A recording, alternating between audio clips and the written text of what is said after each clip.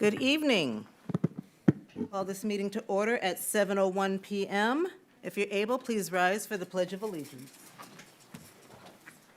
I pledge allegiance to the flag of the United States of America and to the republic for which it stands, one nation, under God, indivisible, with liberty and justice for all.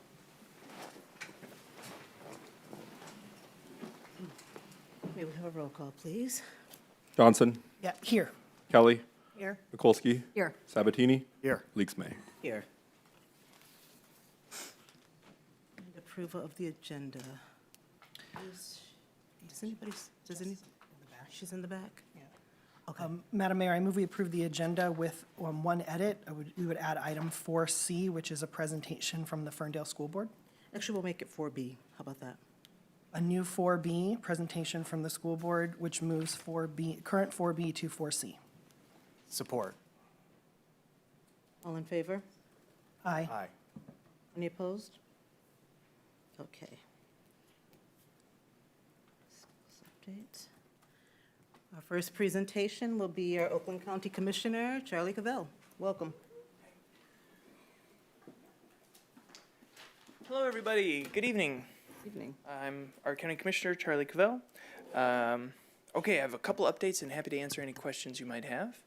So, first, there's a program that I've been working on at the county for guardianship diversion. So this is really important for people that have to end up at the county probate court when someone might be losing, some of their rights as they get older. And so this is to try and divert people from losing all their rights as quickly. And so it's with the Michigan Health Endowment Fund, and it's been really fun to work with the probate court and to be a part of helping this process move forward. So the county applied, or the court administrator applied at the end of last month, and if it comes through and we get the grant, then we can start, the long process of making it so that there's a couple off-ramps when people have to end up at probate court to work with their parents as they age. Another thing I saw on your agenda, this isn't a touch screen, I saw on your agenda that, I moved it, I'm sorry. But I saw on the agenda that you guys are doing something about West Nile with the county. Very cool. We're very into not having West Nile, so thank you. Keep that up. The health department needs your support. And then third, this is an interesting one. I had a conversation with the sheriff just today about a voluntary registration for people if they want to put on their class ring or other valuables, if they want to register them to some online service.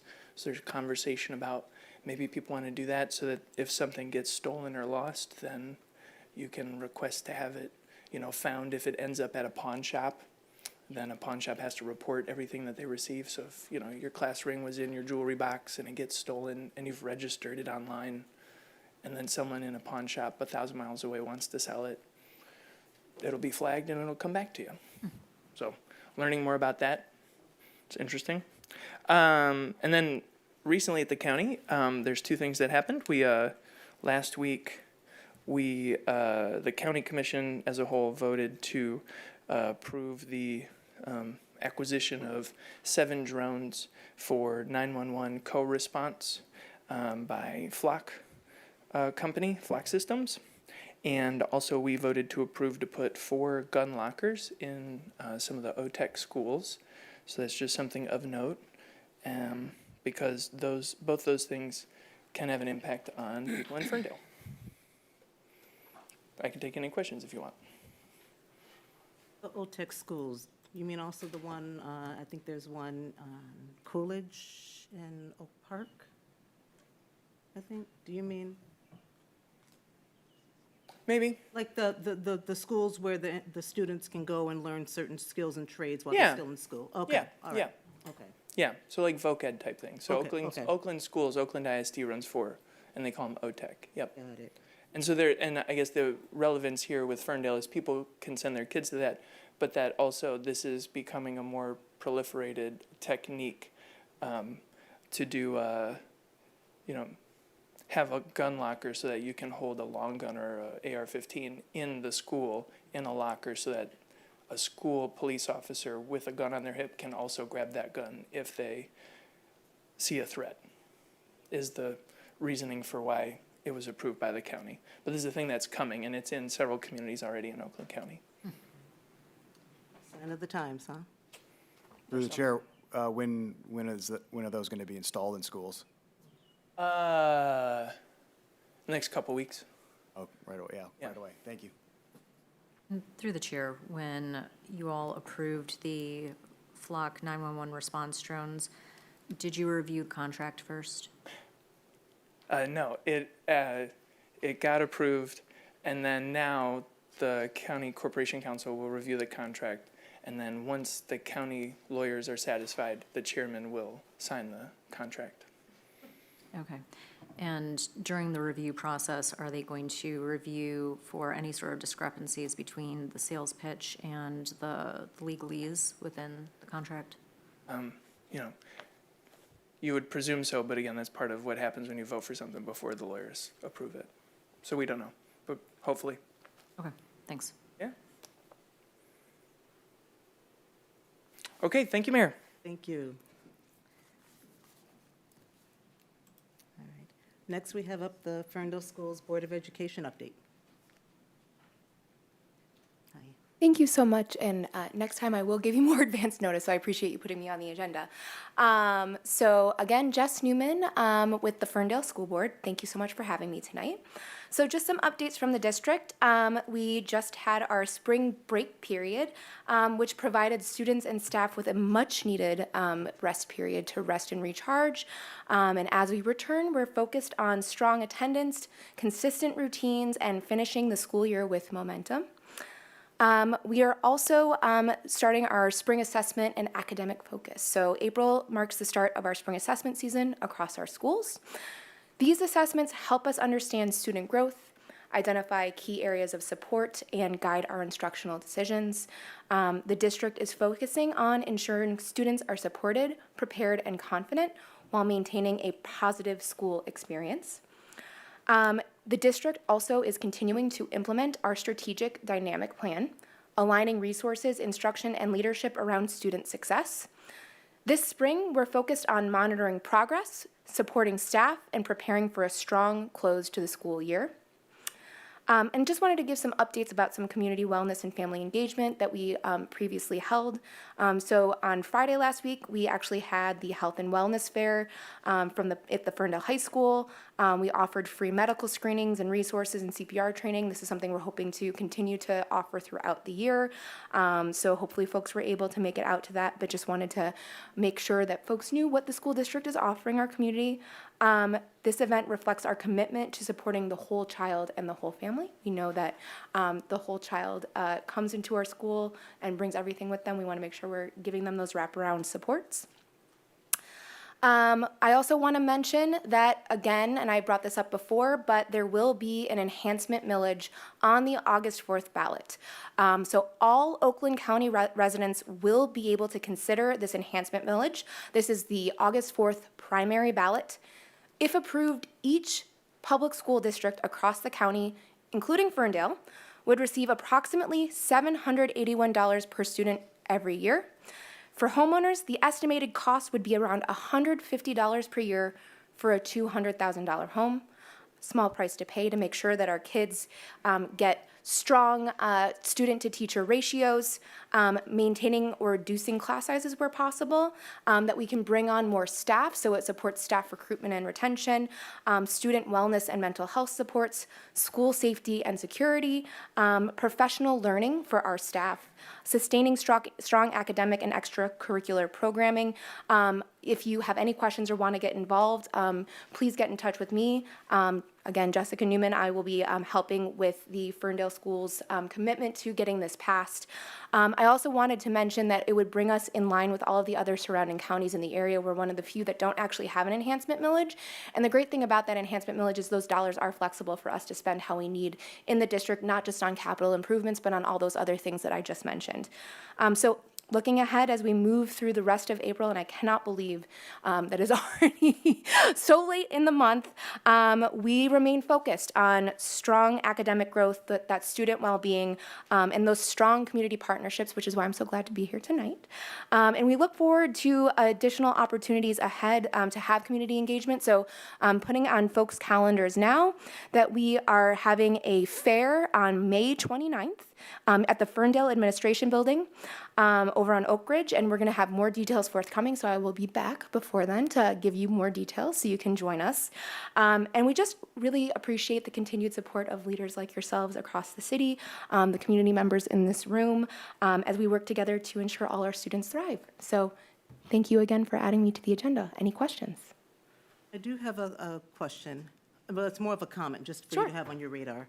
I was tagged on a post, it was actually through the PTO, Ferndale Middle School, High School PTO, about, I think there's still some issues going on regarding the new bus, the new route because of the construction going on.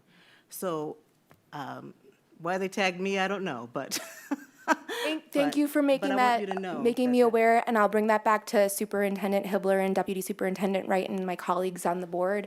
I think more wayfinding is probably in order, but we'll get back to you on that. Thank you for flagging that. thank you. Thank you for being here. Yeah, of course. All right, thanks all.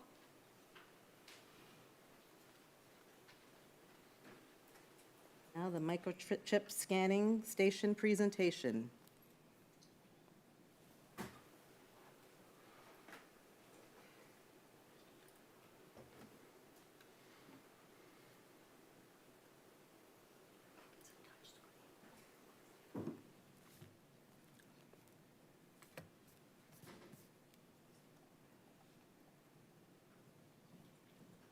Good evening, Mayor and Council. I'm happy to bring a very,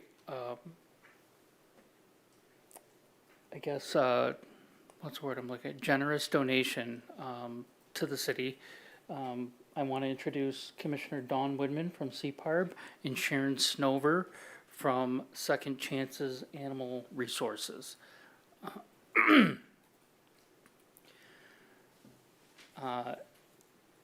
Dawn, like I said, is a commissioner on the Police Advisory and Review Board, and Sharon is the founder of Second Chances Animal Resources Incorporated, and they was incorporated in 2016. They're a 501c3. Sharon's mission statement: Second Chances Animal Resources Incorporated is dedicated to providing assistance to animal welfare organizations, assistance to both people and their animals in need in order to keep them together, and providing education and tools regarding the humane treatment of animals. I intended to kind of co-present. I want to give an opportunity to Dawn and Sharon to say a few words outside of the scope of the presentation, and obviously they're here to answer any questions that you may have. Do you want to take a minute now before we move forward? Yep. Excellent. Hi, thank you for having us. Again, I'd like to introduce you to our generous donator. Second Chances Animal Resources is going to donate an AKC microchip scanner. We were selected from Oakland County because we don't have animal control. And this is a tool. As part of CPARP, we're trying to think of things to add to the community and benefit the police department as well as citizens of Ferndale, which include our pets. So the agreement, which is you guys are going to vote on tonight, or at least review and approve, hopefully. City of Ferndale will install and maintain the equipment. It needs AA batteries. We propose to mount it on the exterior wall of City Hall near the west entrance. This will be easily located, provides accessibility, parking, and it's a covered shelter, so it also takes care of this equipment. And as I said, the agreement is before you. How do you move to the next slide? There we go. Okay, as I said, that we were recommended and selected.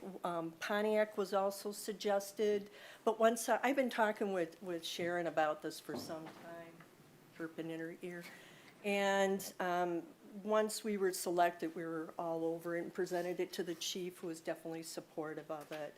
You know, microchips are known to provide a permanent, secure, and reliable method of identification for a pet. Even if they lose their collar, phone number, tag, anything like that, this significantly increases the chance of reuniting a lost or stolen pets. And we've all seen the post on all the Ferndale forums, is this your pet, all the things like that. And as a volunteer in a dog rescue, it kills me. And as someone who is challenged by fostering pets, I would prefer that we try to reunite them as quickly as we can. And this is a safe and simple procedure to insert in a pet, and it doesn't go away, and it's always registered, so. Okay, so when are we planning on doing this? We've bandied about some dates. We haven't confirmed anything yet, but I have been reaching out to community pet trainers, daycares, veterinary providers, pet stores. We have a couple buy-ins already. The goal is to get some donations for the purchase of microchips. We found that if we can get 400 microchips at $5 each, we will also get another AKC microchip reader that can be used, that's portable, that can be used by city employees as well, because I know DPW finds pets as well. Part of the goal in the event is we'd like to do fill a cop car with donations of food for Oakland County Animal Control, recognizing their contribution to this. We would like to use the social media to really blast this out. And as I said, the thought is for low-cost microchips for Ferndale pets, okay? Whether how much donations we get, I'm working on it. The goal is for only Ferndale pets to get free microchips in this first blowout, okay? Let's see. So to continue to maintain this kind of project, anybody is willing and able to donate to Second Chances Animal Resources. It's a phenomenal organization. They partner with Canine Turbo Training and other groups in this. And I know that the dog group that I volunteer with has also received fiscal benefit, which is always beneficial. So with that in mind, Chief, do you have anything else? Or do you guys have any questions for us? Through the chair, I have a quick question. The Fill a Cop Car program, is that an all Oakland County project, or is that something that would be specific to us? Specific to us. Okay, Yeah. cool. Through the chair, are cats eligible to get Of course, I said pets.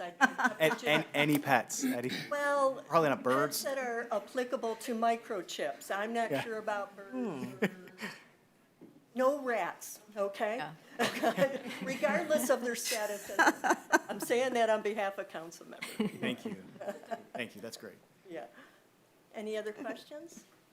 Thank you. It's a very generous donation. We really appreciate it. Thank All you. right, thank you. for having us. Thank you. you. That's great. Just in closing, I know we're hoping to have this installed in the next month, if we can get all the parts together, and DPW said they're ready to jump on it as soon as we have the hardware to install. We kind of wanted to roll out some of these engagement events along with some other city events, kind of piggyback on it. We talked about Fern and Learn, but we have our Touch a Truck event coming up on May 16th, which will be outside. It's really geared towards families, and we're marketing it to kids within the Ferndale and Hazel Park school districts and surrounding area. We thought that might be an opportunity to put Sharon's organization forward and kind of like push out some messaging for the Phillip police car with, the pet supplies. So we thought that it might be an opportunity, but we're still in kind of the final planning stages, but it's coming together quickly.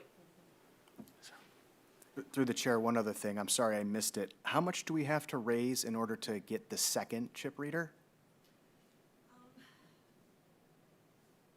400, it's $2,000, $2,000, correct? okay. Yes, and I'm reaching out to vets. I have a volunteer vet tech to insert. So I've reached out to approximately 25 local pet resources and organizations, and I have no shame in continuing to ask. If anybody has any insight, I would appreciate that, or any things like that, I would appreciate that. But in the interim, I'm just going to keep asking. If they say no to this amount, I'll ask for a little less. Thank you. That's great. We appreciate it. Thank you. Thank you.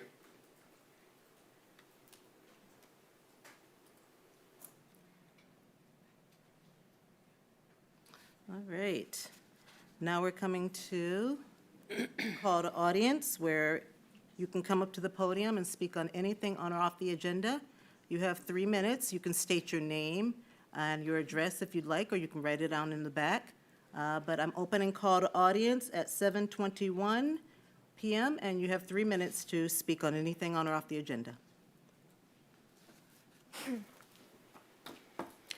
I don't know when my time, okay, it's starting. Hi, City Council, hi, Mayor, hi, City of Ferndale, and my Ferndale neighbors. My name is Sam Guerin. I live on Edgewood Place in Southwest Ferndale. And I'm here today because unfortunately we have a traffic safety problem in our neighborhood.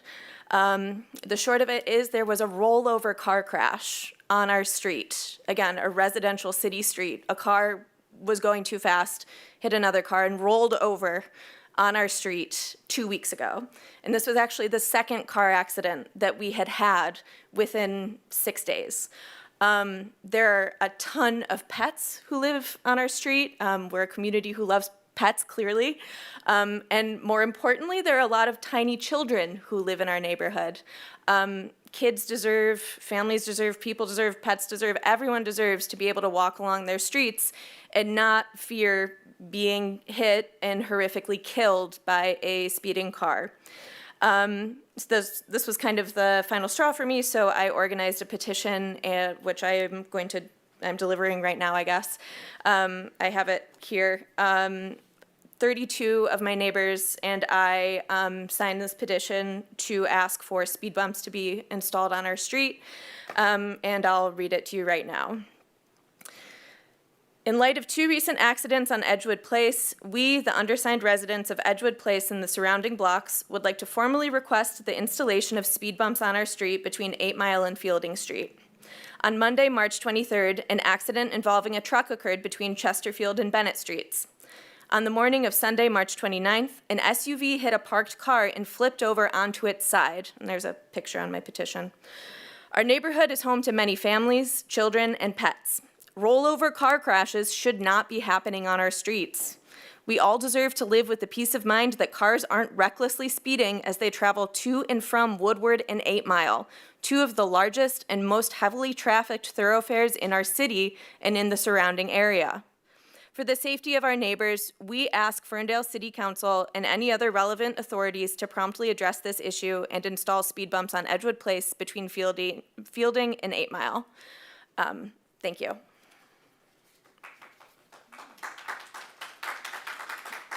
I'll leave this. Okay.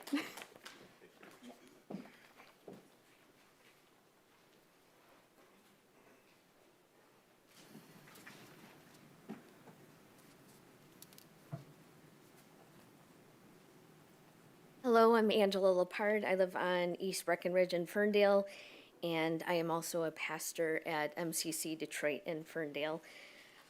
I'll ask for a little forgiveness because I'm a little underprepared as I'd like to be, but I just wanted to voice the support for the resolution of establishing a temporary moratorium and the acceptance and approval of applications and data centers. So I ask that you support that. I also ask that the city look at any work that you do that is high utilization of water or high utilization of data centers. My fear is it becomes a not in my backyard kind of situation where we're high utilizers and then the burden is on our neighbors, particularly our neighbors to the south. So I just ask that you take that into consideration. If that's in the resolution, great. I apologize for not reading it, but I just want to put that out there. I also wanted just to note that I know our Commissioner Cavell has to stay unbiased, but I will tell you, I went to the Oakland County Commission meeting, and wow, it was a mess, and I don't feel that's hyperbole in saying that. The people in the audience were not given, basically our ability to do the call to audience or public comment in regards to the flock drones was taken away. So we couldn't actually speak before the vote was made. They started a half hour late. They had 2 recesses, and then they still approved the drones. Now, it's important to note, they had drones. These drones are connected to flock, and we all have a lot of history with flock and know the dangers, and so I just hope that there's an opportunity to put some pressure. Obviously, our commissioner voted correctly, both in not trying to take away our right to speak, but also on the drones. But if you have friends at the county level that you can influence, I'd ask that you do that, because we were definitely not listened to. Finally, I hope if you watch the meeting, you'll note that while there was a good Ferndale contingency there, it wasn't all Ferndale. There were a lot of people there expecting people to be accountable to them, and we're asking for more progressive values. And as I'm supporting Chris Gilmore Hill as an example, I hope that as you start putting your names behind people, that you keep that in mind, that it's not just about having a D behind your name, but it's also who's going to be accountable to us and who's going to be accountable to those who are most vulnerable. Thank you.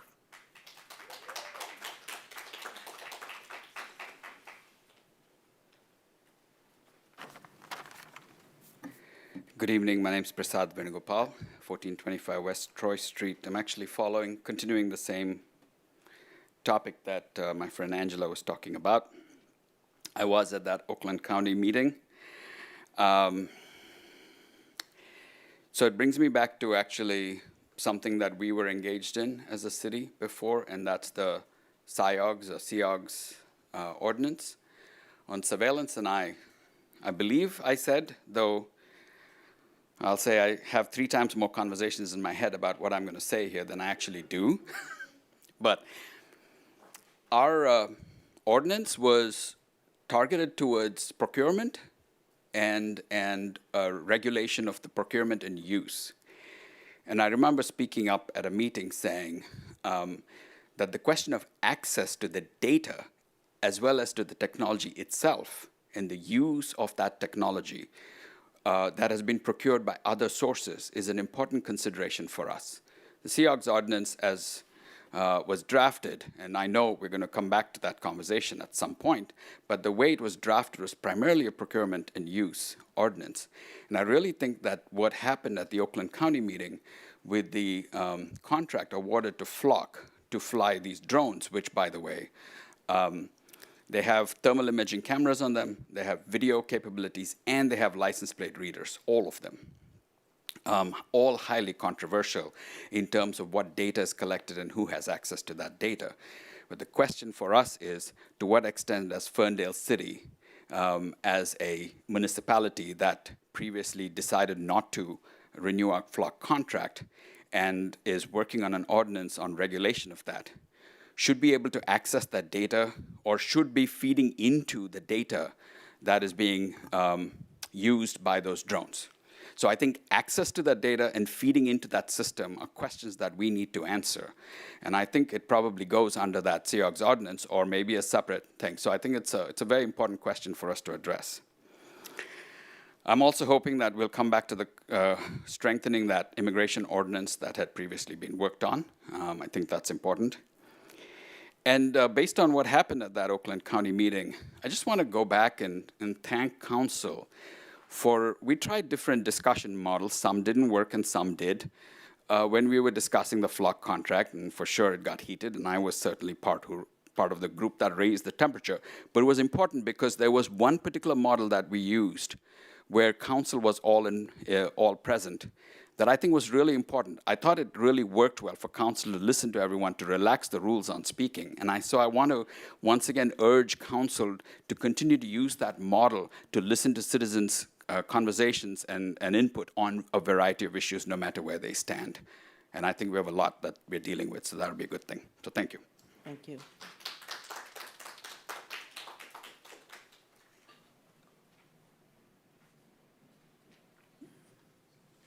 Good evening. My name is Chris Gilmer-Hill. I am a resident of Detroit at 19471 Lowell, but I'm also running for our shared state house seat here in District 8. And I'm here to speak about two items, one on the agenda, one off. So firstly, I would also like to echo that I strongly support council in passing the item 8B, the data center moratorium. I'd like to thank council for all their work and leadership on this, especially Councilmember Mikulski for taking the time to make sure this is prioritized. I'd also like to thank council members Sabatini and Mikulski for coming to the data center town hall that we just had about a week ago, where over 50 folks from Ferndale, from Pleasant Ridge, came out and learned about, what are data centers, what are the risks that they pose, why is it important that we deal with them, and what can we do at the state and local level. People in this community understand that this isn't just a minor technical thing. This is a real problem that has real implications for everybody. I think it's incredibly important to make sure that the regulation is gotten exactly right. And I want to thank council for considering this moratorium, taking the step back, taking the time to make sure that we have all the right rules in place. I think it's critically important. So I would also like to comment on what happened at the Oakland County Commissioners meeting. I'd like to thank Commissioner Cavell for being on the right side consistently, but unfortunately the majority of the commission was not. You all know firsthand how important it is to listen to the community, to look into the details and to really get things right with surveillance and specifically with flock. And I think it's a real insult to the intelligence of everyone in this county and to all the work that you did for the commission to have done what they just did, to have skipped all those hard steps, to have intentionally silenced people who came to speak about an important issue, to go out of their way to approve something without even reading it, to make sure that people didn't have an opportunity to have their voice heard. And while I know that your commissioner here in Ferndale did the right thing, I think that as elected officials in a city that went through this, that did all the hard work to make sure that you got this right, I think that you all have a real responsibility to speak to everybody else on the commission and to make sure that they know exactly why this was so damaging. I think that you all did a really great job of listening to the community, making sure there were opportunities for input, and doing the right thing. And while I agree with the decision that you made in the end, I know not everyone does. But I think we all agree how important it was to have that real public conversation, to dig into, at times technical contract details, to make sure that you really got everything right. And I think that all of you have a really important voice on this specific topic. You all should feel absolutely empowered to reach out to every member of the Oakland County Commission, make sure they know how important it was to look into the details, make sure they know why what they did was so harmful, because it's not too late and this can be stopped, but what they did had real consequences. Thank you. Thank you.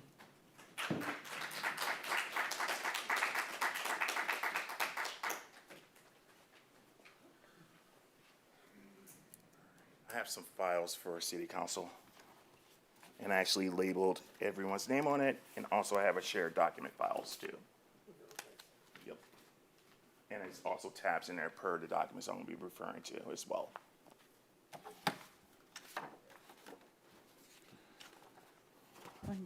So I want to start first and foremost. Last council meeting, I was actually in Columbus, Ohio, at a business trip, and I listened in. And I want to say first and foremost, thank you, Donnie, for actually having the balls to go against people who are just coming in here and trying to bully their situation, who do not understand government. And that kind of inspired me to kind of do a deep dive in the last 2 weeks in regards to everything that was discussed. I found tax returns in regards to Ferndale Community Foundation and also Motor City Pride.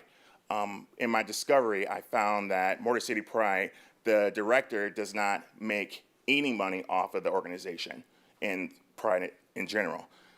However, in Ferndale, for the last 2 years, contributions of someone's salary that's listed in there for who is the director, over $190,000 was taken from the contributions of sponsorships from people who are sponsoring Pride.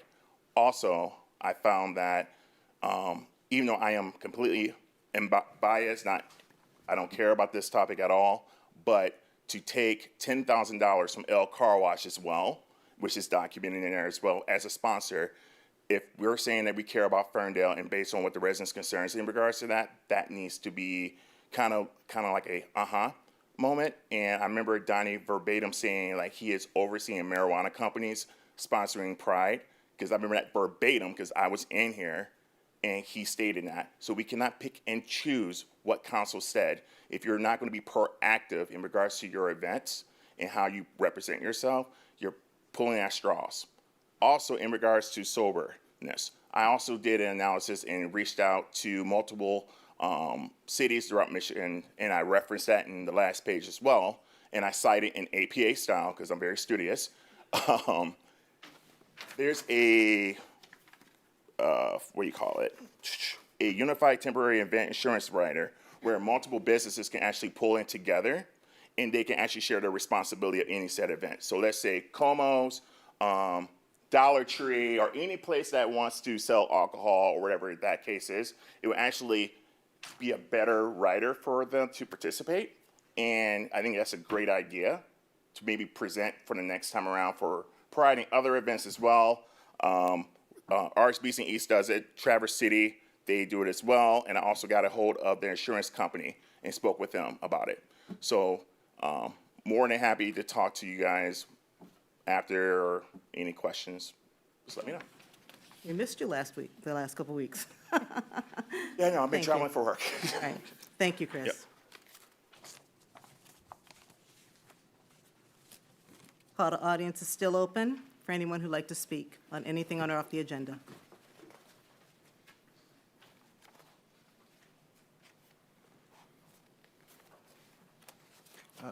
Through the chair, Madam Mayor, I had a question regarding one of the comments. Is it an okay time to pose that?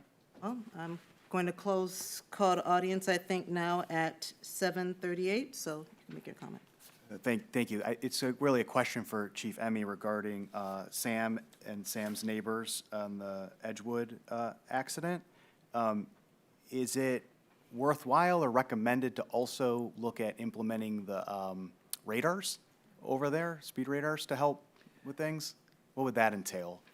Yes, that is something I already made a note to do. I'll contact Sergeant Fleury, who oversees our traffic safety program, including our radar speed signs, and any steps towards a speed hump would start with data gathering. So we'd have to first see if it meets the threshold. It's a terrible accident in a residential area, and it certainly raises eyebrows. But we need to make sure that we're systematic in our approach to, infrastructure improvements and stuff like speed humps. Obviously, there's much more to it. I couldn't say off the top of my head if the area even qualifies, but it's certainly something that we will look into this week. We can start the ball rolling. Great, thank you, Chief. Yep.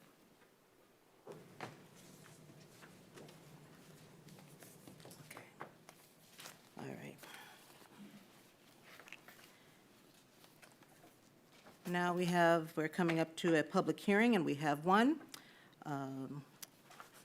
regarding the Triennial Budget first reading for fiscal year 2027 to 2029. May we first have a motion to open the public hearing at 7:39 PM? I move we open the public hearing at 7:39 PM. Support. All in favor? Aye. Aye. We're opening the public hearing, and I believe our city manager will be providing us with an update.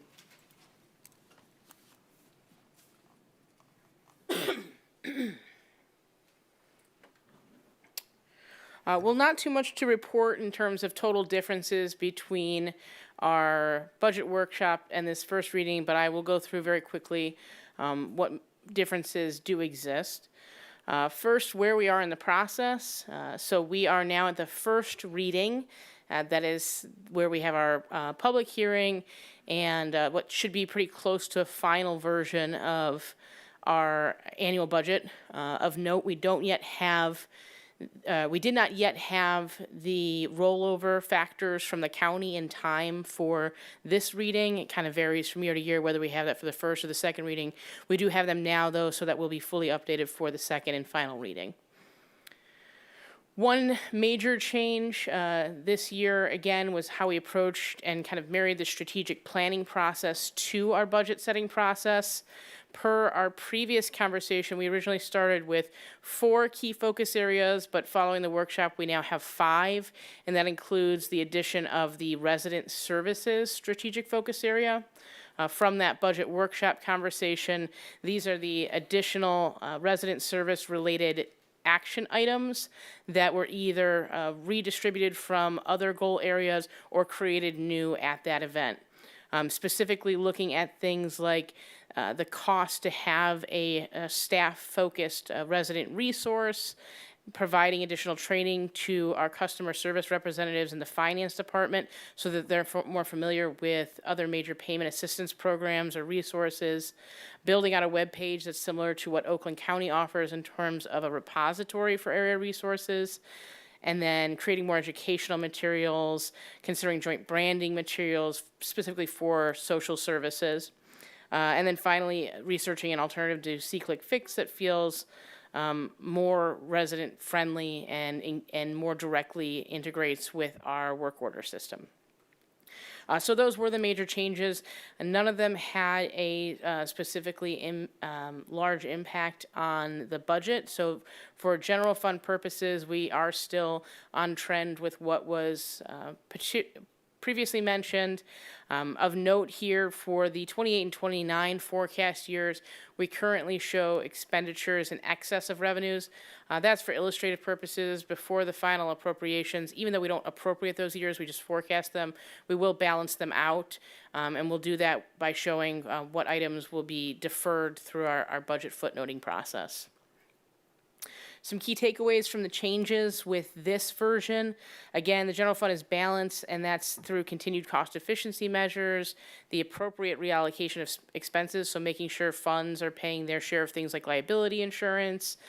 But then also this year marks a real shift in how we are investing in our capital projects. So catching up on the deferred maintenance that we said we would, using those Headley override dollars to make sure that we're maintaining the facilities that we do have. As I mentioned, the rollback factor was not ready for this first reading, but it will be for the second reading. And the positive is, while our rollback factor was slightly higher than we projected, so too was the total tax base. So the increase, the impact on the funds that receive property tax revenues was a small net positive as a result of the change from what we had originally projected. There were minor changes to the water and sewer, DDA, sanitation, and auto parking fund in terms of net expenses, but those accounted for in the individual funds, less than a 1% change overall, so not particularly material. We do also show some funds that have the intentional use of fund balance for fiscal year 27. That's sanitation, DDA, and water and sewer. Of note, DDA does need to address some long-term strategies, and that will be a determination for the DDA director and DDA board to determine how they will ensure that they remain fiscally solvent through the 3-year term. The current version shows a roughly $300,000 net deficit by year 3. After some recent changes, I'm expecting at least for version 2, we've got that down to $130,000, but there's still more room to go. And then similarly, I already mentioned for our own forecasting purposes, I like to just show where we would need to be if we wanted to fully fund all of our programs. You can see in fiscal year 28 and 29, there would be a use of fund balance if we wanted to fund everything that we have projected. Otherwise, we'll need to make some adjustments to ensure a balanced budget. Any questions? Through the chair, I have a question about the DDA and the budget challenges where they show a $300,000 deficit by year 3. If let's say, God forbid, they can't get that balance to come down and they still show a deficit, what happens? Well, they'll have to enter into a deficit elimination plan similar to what we were doing with the auto parking fund right now. Except in their case, it would be a true cash deficit as well. So they need to figure it out because they'd be unable to pay their bills. Technically, we're to open it up to, it's a public presentation. If anyone has any questions from the audience regarding this public presentation? Okay. Now we'll bring it back to council then. All right. Okay. Went a little out of order. So this is the first reading. So if we don't have any questions, then I'm going to close the public hearing at, Through the chair, I okay, you do. actually have Okay, all right. Go ahead. real quick on capital costs. I know we're projecting very high capital costs, and going through the budget workshop notes that we had, you know, I started thinking about the fact that we're looking at investing in like HVAC control upgrades for City Hall, the police station, fire station headquarters, and DPW.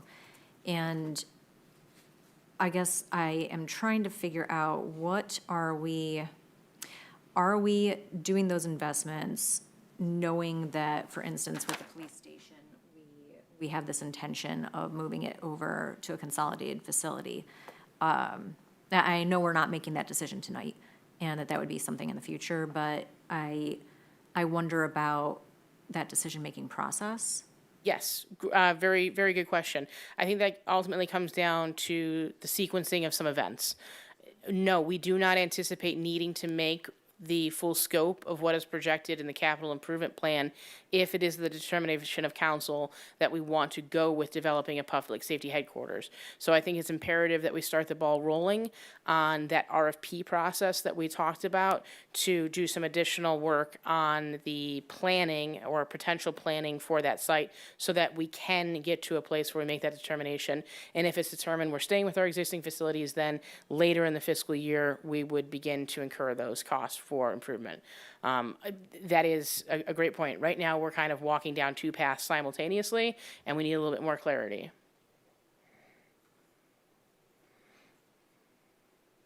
Through the chair, two-part question regarding salary, staffing, and overtime specifically.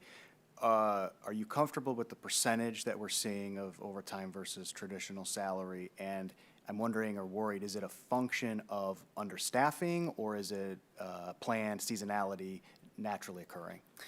Yes, I do look annually at the trajectory of our overtime costs compared to our total wages. I feel very confident that what we have, particularly for police, fire, and DPW, is well in line with industry averages. I would be remiss if I didn't call out the absolutely successful effort that Chief Robinson has undertaken to reduce overtime cost in the fire department specifically.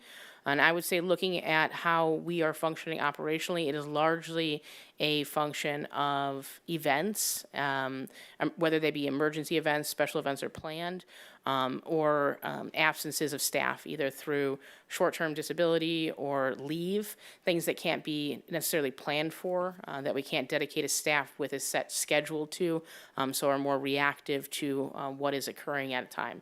Now, a little bit of that also is the fact that recruitment continues to lag for police, which is an industry trend. But otherwise, I think we're on point with the market, so to speak, for those departments. Great, thank you. Sorry, through the chair, I think I might have missed this. How much change to this do we expect as a result of considering the county rollback? The largest change will be to the general fund, and it's looking like a net positive between 200 and 300,000.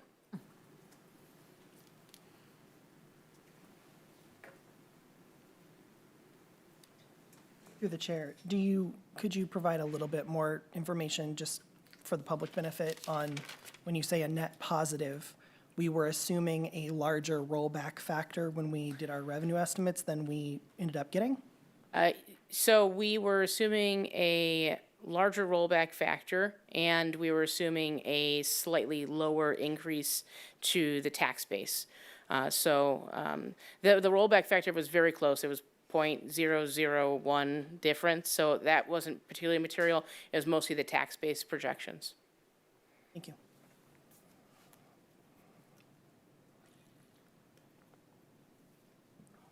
What are your biggest concerns or, the red flags that you're looking at as we plot out the next 3, 5+ years? Inflation. We had a good handle on it, I feel like, in the past couple of years, and I'm concerned again what capital projects are going to look like with the current cost of oil, frankly, and how that's going to impact materials, transportation, and shipping. The concern is that we're going to get into a situation like we did with COVID, where we have construction costs coming in 20-30% over what was estimated, when these capital improvement plans project more reasonable 5% increases annually.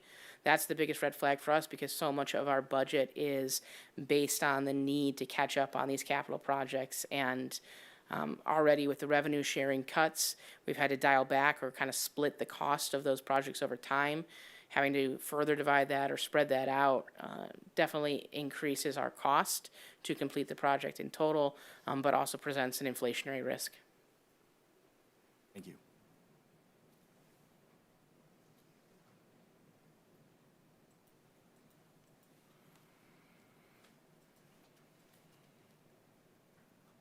Right?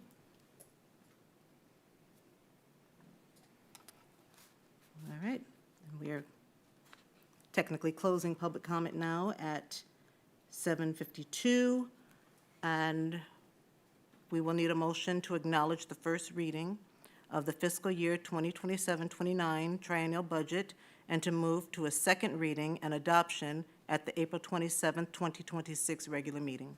So moved. Support. If we have a roll call, please. Johnson, Yes. Kelly, Yes. Mikulski. Yes. Sabatini, Yes. Leaks May.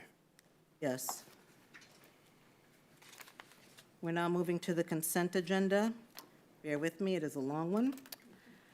7A, approval of the March 21st, 2026 and March 23rd, 2026 meeting minutes.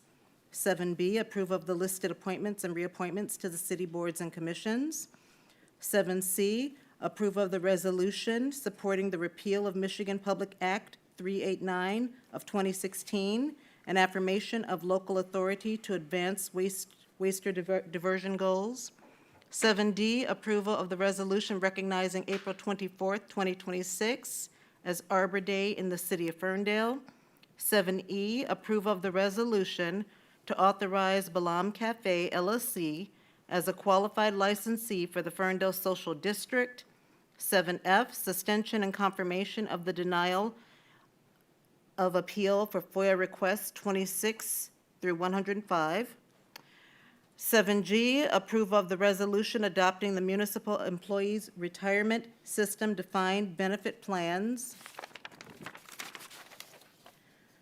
7H, approval of the special event permit for the second annual Ferndale Market Days to be held on July 20th and 21st, 2026. 7I, approval of special event permit for Funky Ferndale Art Fair, September 25th through the 27th, 2026. 7J, adoption of the Board of Zoning and Appeal bylaws. 7K, adoption of Planning Commission bylaws. 7L, support for the installation of the proposed sculpture to the Woodward Avenue medium. 7M, approval of the 5-year Granicus contract renewal in the amount of $41,366.84. 7N, approval of the purchase of bulk road salt from Detroit Salt Company in the amount of $20,223. 7O, approval of lead cleanup and bullet trap range maintenance by Best Technology Systems for $10,415. 7P, approval of the 3-year master service agreement renewal with Amelia Technologies USA, Inc. 7Q, approval of Landmaster L7 Pro XL from the Great Lakes Segway in the amount of $28,898. 7R, approval of the agreement between the City of Ferndale and Second Chances Animal Resources, Inc. to install a microchip scanning station. 7S, approval of concrete and surface restoration services by Great Lakes Contracting Solutions in the amount of $13,900. 7T, authorization for the Parks and Recreation Director to sign contracts related to upcoming senior trips with payment amounts under $2,000 for a 12-month period. 7U, approval, purchase of larvicide materials and participation in Oakland County West Nile virus program for $7,800.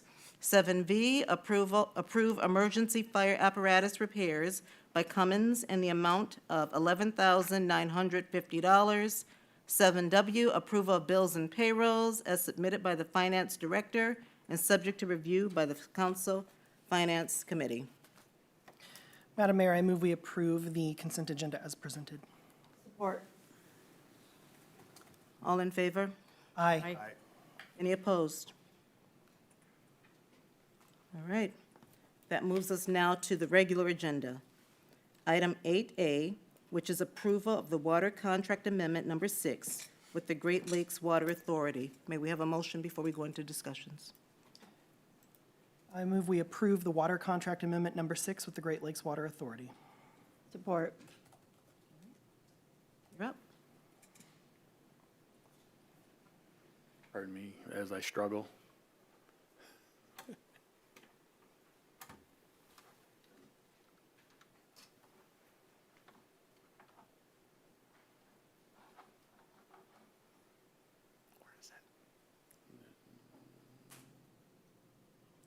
Should be,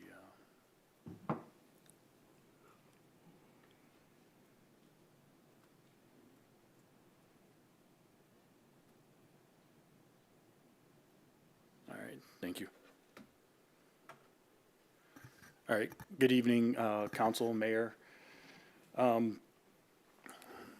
This is the consent, or the agenda item for the approval of the water contract amendment number 6 with Great Lakes Water Authority. A little history on this. This contract originated with Detroit Water and Sewage Department, 2016. GLWA, Great Lakes Water Authority, overtook the lease of the water system, and the contracts all went with them. Approximately every 4 years, we come up for a contract renewal opener. What it is, it's the opportunity for the municipalities and Great Lakes Water Authority to overlook the numbers, the trends, and our water patterns and consumption, and come to an agreed amount for the system. This year, they did a different. They used a different method when it came to the methodology of how they're going to come to these numbers. It was the log Pearson type 3, which is generally used for frequency of stormwater events and storm events and such, which is relative to the water use here in our region. I just put together a couple slideshows to give you. The city manager and I met with Great Lakes Water Authority to discuss mainly just 2 points were the main subject here. Everything else in the contract renegotiator pretty much stays the same. 2 of the things that they were looking at was the data, historical data of our peak hour and our max flow, or I should say our daily max usage and our peak hour. So these numbers are looked at from June 1st through August 31st. That is when the GLEWA system uses the most water, so that is the times that they look at. Particularly from the hours of 5 a.m. to 11 p.m., those are considered peak hours. So they also take the peak hour flow comes off of the system max day. So whatever the greatest day for the GLWA system, in terms of use, that is where they get the peak hour from at that moment. And then we then get, they look at our number, and if we exceed on that day our numbers, then obviously we get dinged for that. So I put together some numbers we were going through before our negotiations.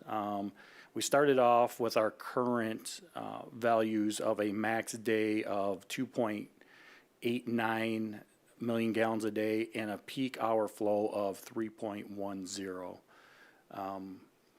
After speaking with them in a couple of meetings, we were able to convince GLWA that we should lower our rate factor. And the agreed amount was the 2.6 max day and a 3.03. This will materialize in a lower rate when it comes to us. We don't know that yet because this is for next year. The rates for this year, you guys were, I believe we should have them soon, I think. But this won't take effect till fiscal year 27. So some of the data that we used in order to make sure that these numbers were going to work for us, data points from the water usage between June 1st and August 31st, population, weather, particularly temperature and precipitation, some of the formulas that we used to get to some of the data endpoints, the coalition coefficient, just to see the relevance between all these factors. If one goes up, does the other one go down, vice versa. Max, minimum, average temperatures, trends, and standard deviation, just to see if we are going to get ourselves in trouble if we go down too low. Relation between population and annual water consumption. Population did not really have a significant impact on the water usage. Our population's been hovering around the same amount within about 1,000 people. But what's more telling was the decline in our trend, the increase in water efficiencies, real-time water usage interface, cost-conscious customers. They're trying to do their best to conserve water, decline in high consumption users, and weather. The timing of the weather events, just because it's a wet year, doesn't necessarily equate to lower water uses. It's really about the timing of when these rain events happen. Just to show you the trend, we continuously go down. The 10-year mean and trend, I highlighted two of them, COVID and the 1 year in 23, we had the coolest temperatures on average with the most amount of rain. So I got rid of those to kind of show you the true trend of our natural uses and tendencies, and we're continuously going down, so which made us more comfortable in lowering our numbers with GLWA. Just a chart, this is where I did the correlation coefficient, just to see if the amount of water goes up or goes down and the rain versus the rain, do they have any relationship? And generally, no, I didn't see, there's really nothing that states that one way or another if they're really affected by that. Again, 2020 was kind of an anomaly because of COVID, but still, it didn't really demonstrate a lot of information convincing us otherwise. How we achieve our lower peak flow hours. We do have a 3 million gallon storage tank. Water's drawn from the storage tank during the peak hour demands from 5 a.m. to 11 p.m. daily. Then we replenish that water that was used during the day and the off-peak hours. 2025, our daily demand was approximately 1.36 million gallons a day, and then the off-peak usage was a fraction of that. So during the peak time, we used about 1.16 million gallons of that. I'm sorry, I didn't put million gallons on there. So it shows you, we have 6 hours to fill that tank back up, that 1.16 million gallons. We do that with the use of 4 high-volume pumps. This operation is 24 hours a day. The 2 booster pumps pumping from the ground storage tank during the peak hours, and we have 2 inline pumps which maintain system pressure from GLWA and also fill the tank during the night. So do you guys have any questions on the contract negotiator, no, reopener? So I noticed you mentioned that the population has was not significantly impacted by these numbers. And it just made me think about, maybe I'm just thinking about me and my situation, but it would seem like there would be some sort of impact because one, household populations changed. Kids go to school or go away, or household populations decrease. So I found it very surprising that makes no significant difference. Well, in terms of the number of people, because it was within 1,000 people, we didn't really see a difference. Had we added 5,000 or 10,000 people, I'm sure you're going to see the amount of water. I was just barely looking at, when we go down 500 people, was there a little bit of change? Did we see that? None of that was a factor. Even when we went up, we didn't notice that much more of an uptick of use. And is the plan to continue to have these, have this kind of assessed or looked at regarding reductions? Is the plan to do that more frequently, or what's the?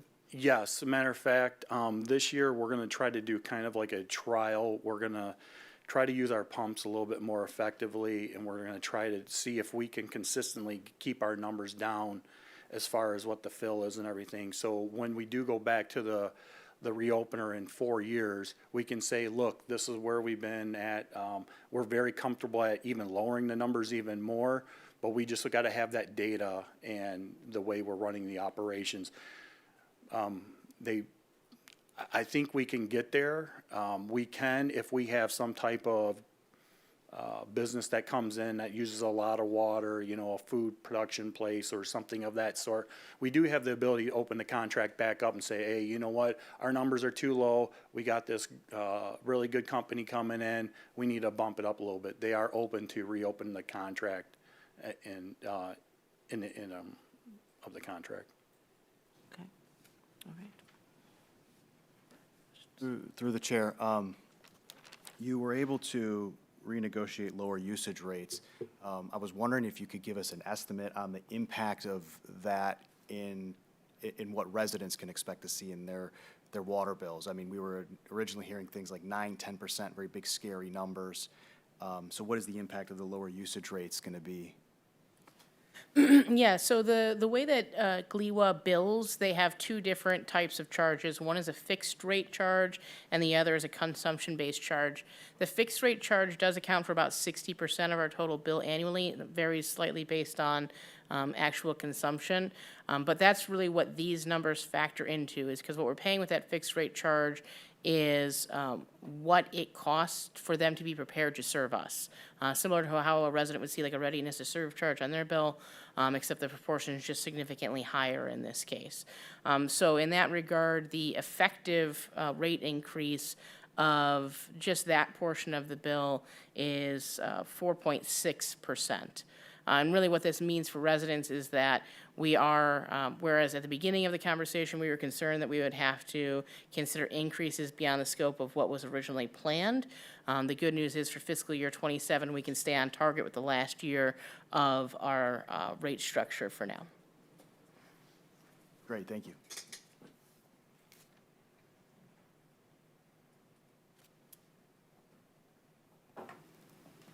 Any other questions? I'm waiting for you to finish writing, Mayor Mikowski. All right, okay. Well, then, we have a motion on the table. May we have a roll call? Johnson? Yes. Kelly? Yes. Mikulski? Yes. Sabatini? Yes. Leaks May. Yes.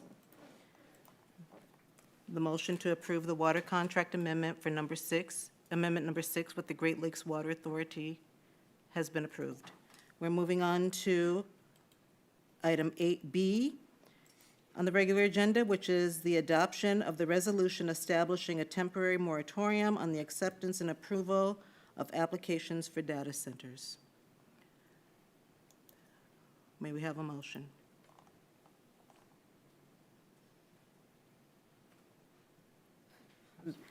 Oh, no, we were just, It was a minute. I move to adopt the resolution establishing a temporary moratorium on the acceptance and approval of applications for data centers and directing staff to study appropriate regulatory standards as sponsored by myself. support. Okay. We will open it up for discussion. Who's discussing it? If I may. Okay, all right. He's just changing the visual Okay. for you guys.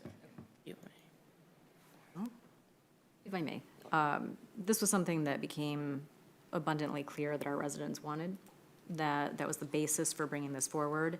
After we had the discussion about the ICE detention centers and moving that into the Planning Commission for further discussion and review and really developing a plan, I thought that it would be appropriate that we put both of these in front of them so that we can figure out basically what kinds of limitations we can impose. We know that these data centers represent a distinct and growing form of development that pulls a huge amount of electricity through our system. There's significant mechanical and cooling infrastructure. There's continuous or near continuous operation, which is a potential noise issue. Potential water usage for cooling systems, which we just talked about water, and they would be the kind of entity that we would have to go back to the table and say, hey, huge amount of water that's being drawn in. So we would have to talk to GLEWA about that. And again, I mentioned noise and relatively low employment density. So we don't specifically have anything within our zoning ordinance to define or regulate data centers. I think we need to start there to really have a more candid discussion on the Planning Commission. And by putting this temporary moratorium in there and sending it over to the Planning Commission, we can start the process of defining it and figuring out how to regulate these.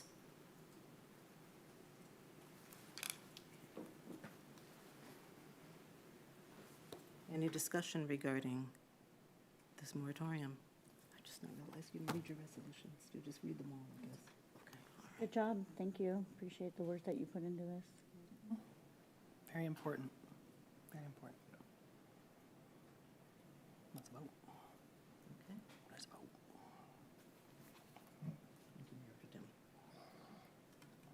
All right. Well, we have a motion on the floor. And now may we have a roll call? Mikulski, Yes. Johnson, Yes. Kelly, Yes. Sabatini, Yes. Leaks May. Yes. Thank you. The motion passes to adopt the resolution establishing a temporary moratorium on the acceptance and approval of applications for data centers and directing staff to study appropriate regulatory standards as sponsored by Mayor Pro Tem Mikulski. We are now going on to item 8C. Consideration of bid award for the 2026 Cured-in-Place Pipe Sewer Rehabilitation to DVM Utilities, Inc. Motion to approve the bid award for the 2026 Cured-in-Place Pipe Sewer Rehabilitation Project to DVM Utilities, Inc. in the amount of $356,055 with the expense charged to the Water Sewer Fund 592-000-977.000 and authorize the Director of Public Works to execute contract documents following approval by the City Attorney. Support. Okay. Oh, Mayor, Council. 2026 Sewer Improvement Program. We have approximately 82 miles of sewer pipes underground here in the city of Ferndale. Majority installed from the 20s to the 40s. ongoing maintenance. We'll do 1 year of CCTV where we inspect the pipe, get a condition assessment, and then we'll follow it up by 3 years of rehabilitation. Actually, we got the updated number. It's about 35% of the total pipe that we have in our system has been lined since the 90s. Average life of the cure-in-place pipe is anywhere from approximately 50 years plus. There's a lot of factors that go into it, soil conditions, type of sewage that handles, and also ground movement is another factor that has to go into the life expectancy of this. This is a preventative approach. It is a very cost savings approach that we do because we do have a lot of our sewer mains are in the rear easements. So to go into someone's backyard and open dig this, it would be just cost prohibitive.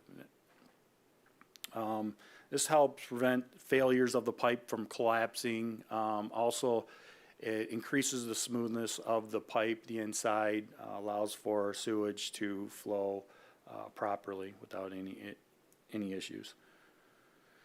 Current program cycle 2023, we did our system-wide CCTV inspection. We completed that in 2024. Now we started the process of the cure-in-place pipe program, the rehabilitation. We had a larger diameter pipe, which was had some challenges to it, but the company did a fairly good job at lining that 33-inch pipe. This is one of the, if you look at the picture there, that is one of the issues that we had in this large diameter pipe. A lot of root infiltration, it's old, there's a lot of the mortars worn away, and some of the joints were starting to give away. This gave the pipe a new life and will keep the roots from intruding through the joints. 2026, this will be the final cycle of the rehab based on our identified defects, and then we'll rinse and repeat after this cycle. The 2026 proposed program, DVM, the contractor had the lowest price at about $6.2 thousand per linear foot. If you look at 2024 and 2025, the reason why 2025 was a little more expensive, as I mentioned, that large diameter pipe cost a lot more per linear foot. So that's why there's that price difference there. We received 4 bids. Our engineer's estimate was $406,000, and DVM came in under that, and the highest bidder, $481,000, and then the average was $426,000. As I mentioned, the final phase of the planned rehab cycle. Again, all these improvements are targeted and data-driven. These are things that we observe, and we know where the problems lie, and we address them. Again, we went through the competitive bidding process, and we have worked with DVM in the past, and they've been a very good company to work with. We haven't really had any issues with them. Very receptive, very communicative. We're really excited to have them back again. Also, they also do work with the Oakland County Water Resource Commission as well, so they are a reputable contractor. I believe that's it.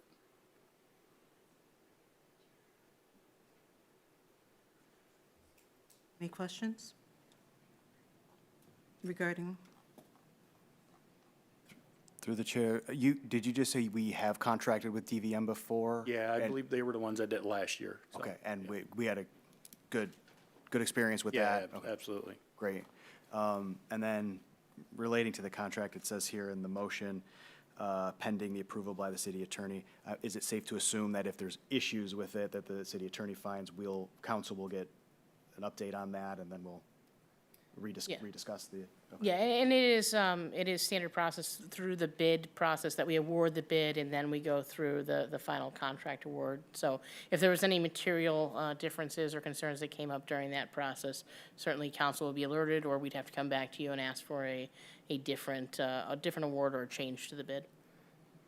Great, thank you.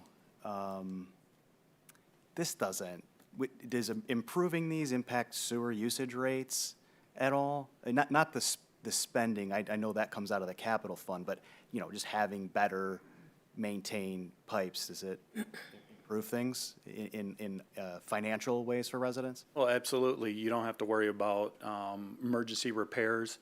Like I said, especially with the majority of our pipes being in the rear easements, the cost of a repair is astronomical in comparison to lining these pipes. So it definitely improves the integrity of the pipe, and just, we're better off having it.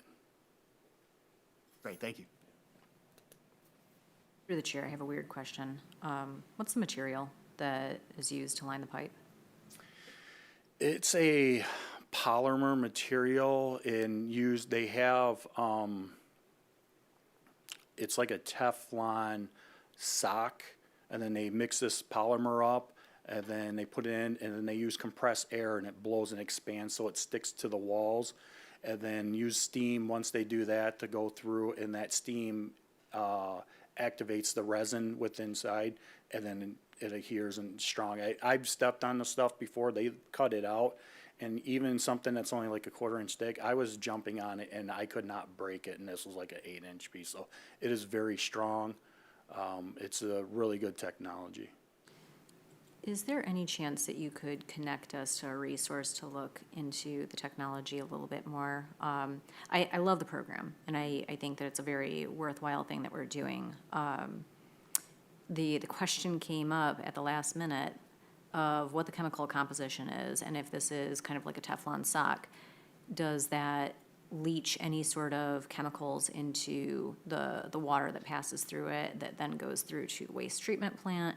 Are we looking at things like PFAS that go through to the system and that then would be difficult to get out of the water? So it's something that I'd personally like to just take a look at, see what sort of data there is on the technology, just to see if there's anything that we can learn about it. Yeah, I mean, this technology's been around for 40 years now, if not more. And as far as I know, there have been zero issues with that. Matter of fact, I've known in some of the studies that they actually use this if a system has PFAS in it, very difficult, very expensive to remove. So what they'll do is they'll go in and line it with this, and then the PFAS won't leach no more. It's kind of contained at that point. The technology has improved so much that it's now starting to be used in drinking water. And so the resin that they use, once it cures, it's a non-toxic resin, and it just hardens, and, you know, it's a really good technology. But as far as I heard, there hasn't been any issues with it, and so. Love it. Yeah, if you can just connect me to a resource, I would really appreciate it. Yeah, absolutely. Thank you. I think I think I missed this. What's the life cycle of this new liner? 50 years plus. It really depends. Like I mentioned, it depends on the soil condition, also what type of sewage is going through it. Obviously, highly chemical sewage is going to play a role on it. And also, what was it? It was sewage, soil, like, it's basically the ground's going to move a little bit, and then depending on how much that ground moves also plays on it, because it could eventually fatigue it. And the other factor would be the integrity of the existing pipe. If it's in decent shape in some sections, that's just giving it added strength. So it's almost like doubling its strength. Nice, thank you. And then just to follow up on Council or Mayor Pro Tem Mikulski's question, is it safe to assume this is sort of industry standard now, but are there alternative materials that municipalities are using, or alternative solutions? This seems to be the industry standard as far as the cure-in-place pipe. The other method is just your open cut, and again, there's the financial challenges behind that, and then logistics as well. But this seems to be a very good option, especially in these types of situations. Great, thank you. Through the chair, this is also opening up like just a thought. If this is starting to be used in water delivery, is this something that maybe the state's going to look into to combat some of the lead service line issues instead of just digging them up and replacing them? Could we use that to line all the water service lines? And again, clearly that's not a question to you. It's a thought experiment in my head, but interesting technology. As far as my understanding with the lead service lines, that has not been an option yet. I don't know if the technology's there because you'd have to have a very thin sock and line. Plus, you also, the other issue is at the stop box, you would have to dig it up, and then I think there's concerns about possibly disturbing the lead at that point. So there's a couple reasons why they don't do it. And like I said, it's relatively new in comparison to the sewer with water, but it's becoming an option in certain applications with water. Interesting. Great, thank you. Cheaper, wouldn't it? Yes. Thank you. All right. Any other questions? May we have a roll call? Sabatini, Yes. Mikulski, Yes. Johnson, Yes. Kelly, Yes. Leaks May. Yes. Thank you. And last item on the regular agenda is the approval of the FIAR, Fire Extinguisher Augmented Reality Fire Extinguisher from JHB Group, Inc., in the amount of $17,474. And may we have a motion? Motion to approve the purchase of the FIAR Fire Extinguisher Augmented Reality Fire Extinguisher from JHB Group, Inc. in the amount of $17,474 as submitted by the fire chief. Support. I'll let you call it, Dean. All right. You're on, Chief. Welcome. I'm actually pretty excited about bringing this to you tonight. And I went back and forth as far as putting it as a consent agenda item, and I chose to put it as a regular agenda because I feel like this is really important to kind of highlight this. It is a bigger ticket item, but to show that this is, what it's going to provide for us is huge, and it's not just for the fire service, but for our community. So I wanted to kind of be able to walk through that, let you see what the ask is. So it's augmented reality, and I'll kind of show what that means to everybody. People probably hear about virtual reality. They may not know what augmented reality is. And just to remind everybody, our fire department is not just about providing fire and EMS services, but we also are very focused on prevention and education through community risk reduction and our community and public ed programs to all the communities that we serve. So we want to be preventative. We want to do education and minimize and mitigate and try to avoid people being impacted negatively in our communities. So this is the device that being asked for tonight, and it's a fire extinguisher. It is the first of its kind to be created. There's other simulators that exist out there, and this one I really think is great over the other ones for a lot of reasons.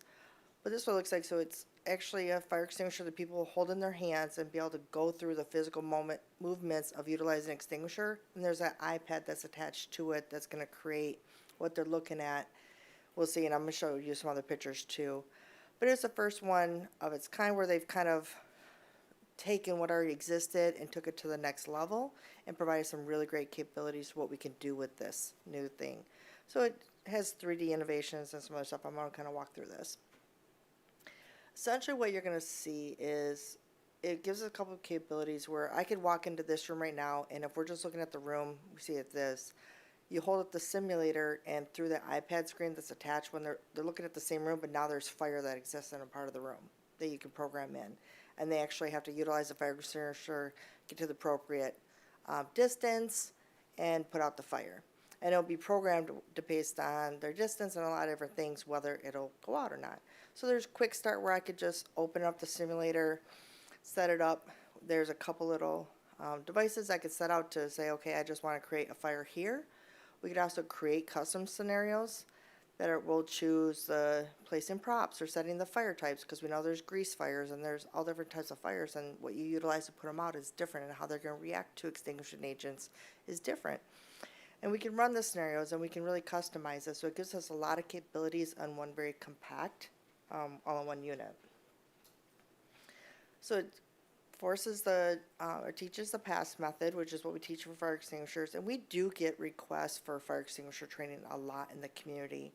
And people ask, do you teach this? Well, the challenge we have, and I guess I should have introduced at the beginning, when people want fire extinguisher training, is how do we do this safely and effectively? And typically how we've taught this training up to this point is you have a container, you put diesel fuel in it, you ignite the diesel fuel, and you have to get actual extinguishers that people then disperse.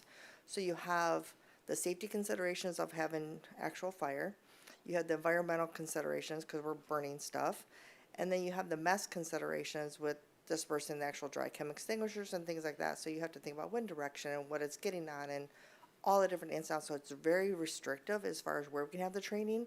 And it can feel very restrictive to the people that feel comfortable participating in that type of training.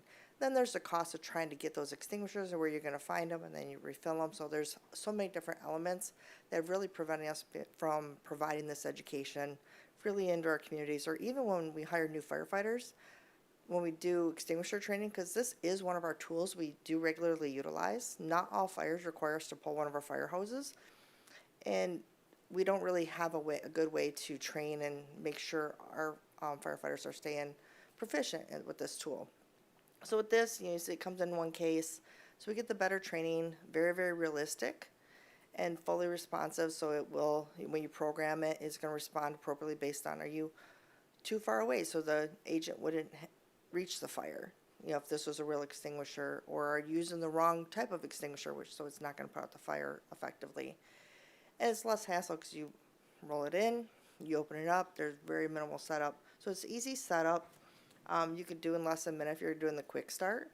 You can create fully, like I say, fully customizable scenarios. So when if we're doing something in the school or something here in City Hall, or we have a request from one of our businesses, one of our industrial businesses in town saying, can you please train all of our employees? And of course, I want to say, yes, I want to train your employees because you have very high risk of having a fire event in your facility. And if we can catch it at the incipient phase, it's best for everybody and for that business. But it's very problematic for me to figure out how am I going to create this training for you. This really removes that barrier. And then the 3D mapping technologies, I can look on a room and I can add 3D props and stuff through it. So I can add things in the room maybe aren't there. And again, it really reinforces that pass model, the pull, aim, squeeze, sweep that we teach with fire extinguisher training. And this is a picture with it open. And I do want to point out that in the package, you get the application. It's a iOS downloadable app that you do for the software. The extinguisher is only 10 pounds, which helps with a lot of people. If you've done fire extinguisher training, some of those extinguishers are heavier. That could be very restrictive for some individuals at 10 pounds. Again, it's going to decrease some of the accessibility issues of people feeling comfortable or able to participate because it's much lighter. It includes the iPad, so we don't have the ancillary equipment we have to buy, and it includes the latest version of the iPad out at the time when you purchase the device. The case to carry it in, the chargers, the quick start magnets, so everything you need to operate it comes with it. There's nothing additional you have to purchase to make it work.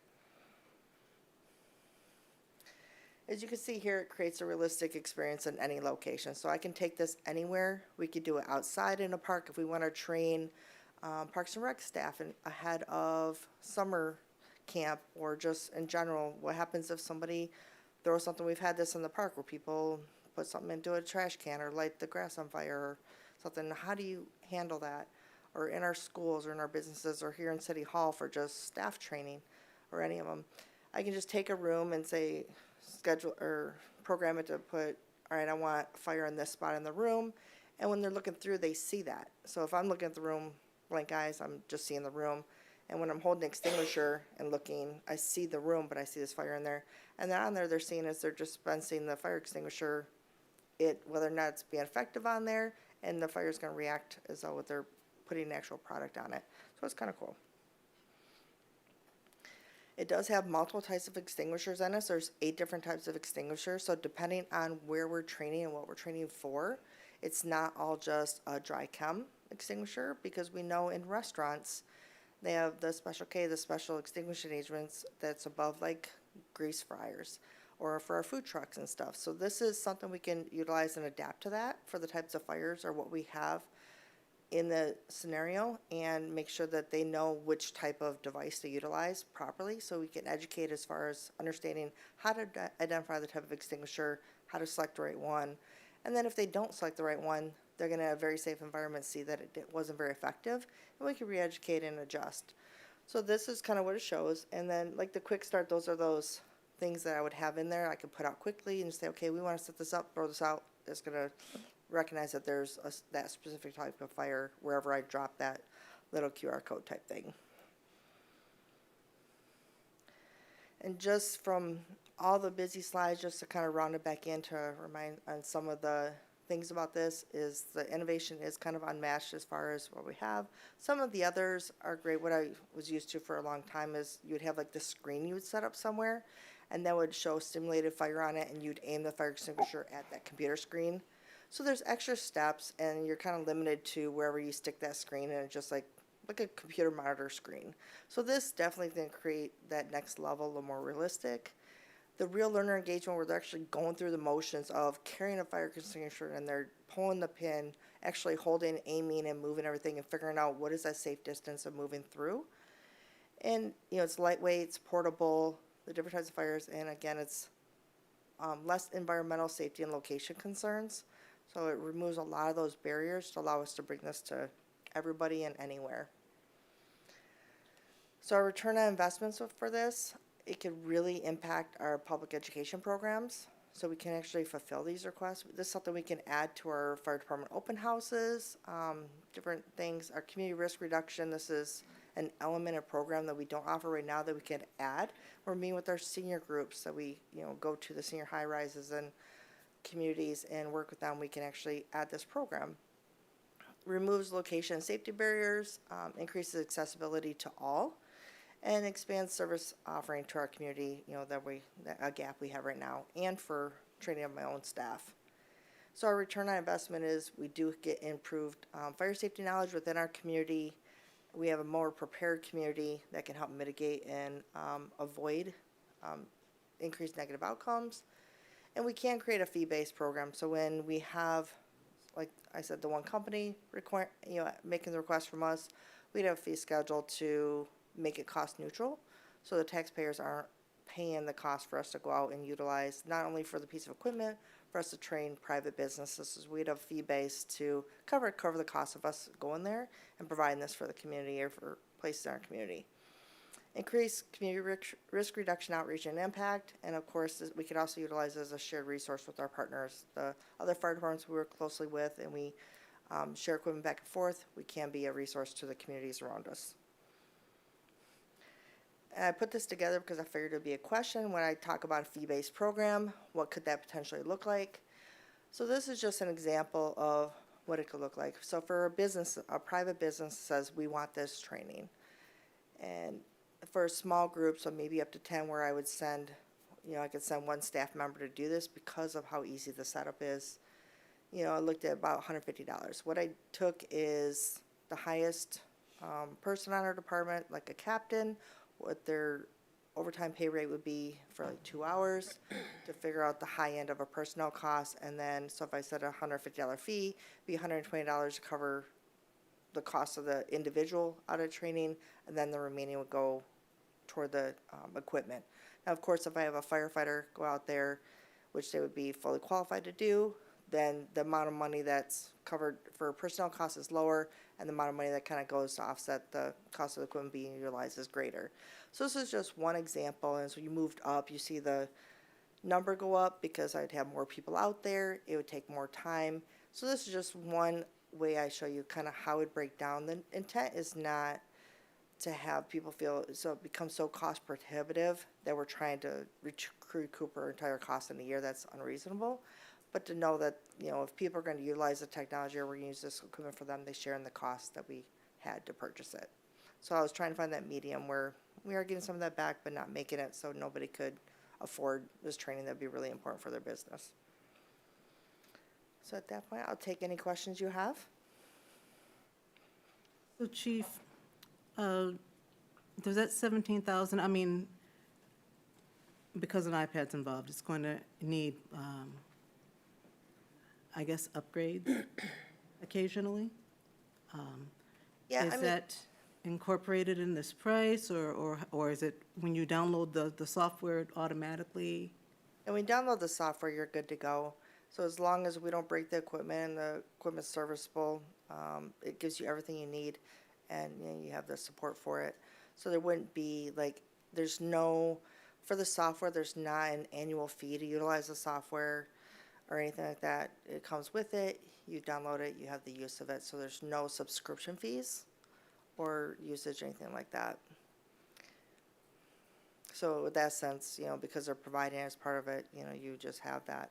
So just like another app you have on your phone, when updates come out, you would install those updates. As far as like the iPad in general, just like if like say a Windows update or something comes out, how you install that on your device, so it'd be something like that, but that wouldn't impact this. So it'd just be, we wouldn't have those additional costs, anything with a cost to it.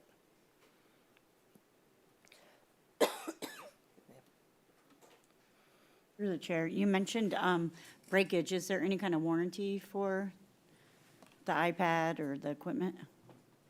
You know, I apologize because it's on the different stuff we give, and I don't want to misquote, so I'd have to look back at all the pamphlets and the literature I have on it. Okay.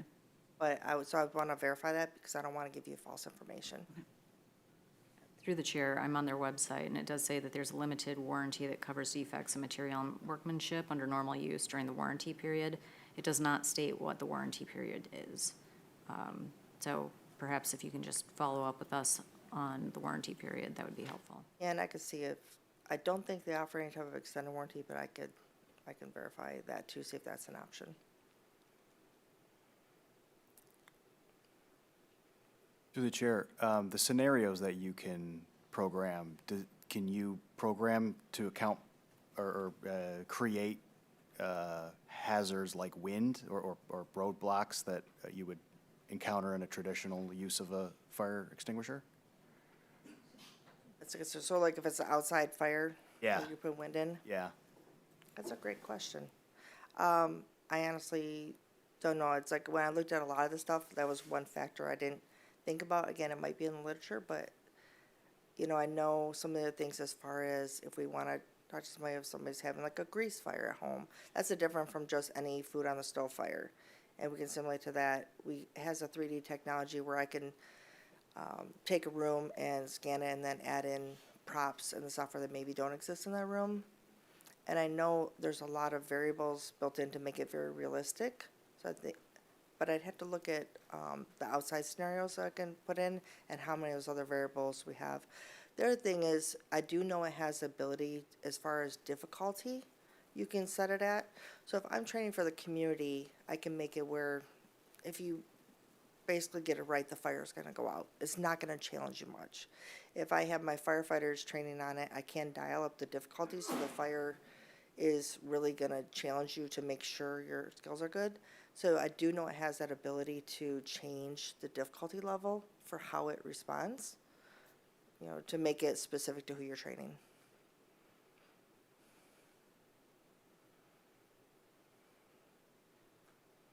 Do you know if it has like haptic feedback, so it gives you resistance when you try to, different levels of resistance when you try to push the lever? As far as how much resistance, I haven't had the device physically in my hand yet. I've, you know, watched the videos on it. I've talked to the vendors, but I haven't played with it. I would imagine, like with any extinguisher, once you get the initial, it goes down pretty easy. Okay. And with this, you definitely want to make it so that anybody, again, can utilize it. You don't want to have a lot of resistance where people feel challenged. If you have somebody that's more elderly, maybe has arthritis in their hand or weaker grip strength, you don't want a device that has a lot of resistance, because then people are gonna feel frustrated and restrictive as far as their ability to participate.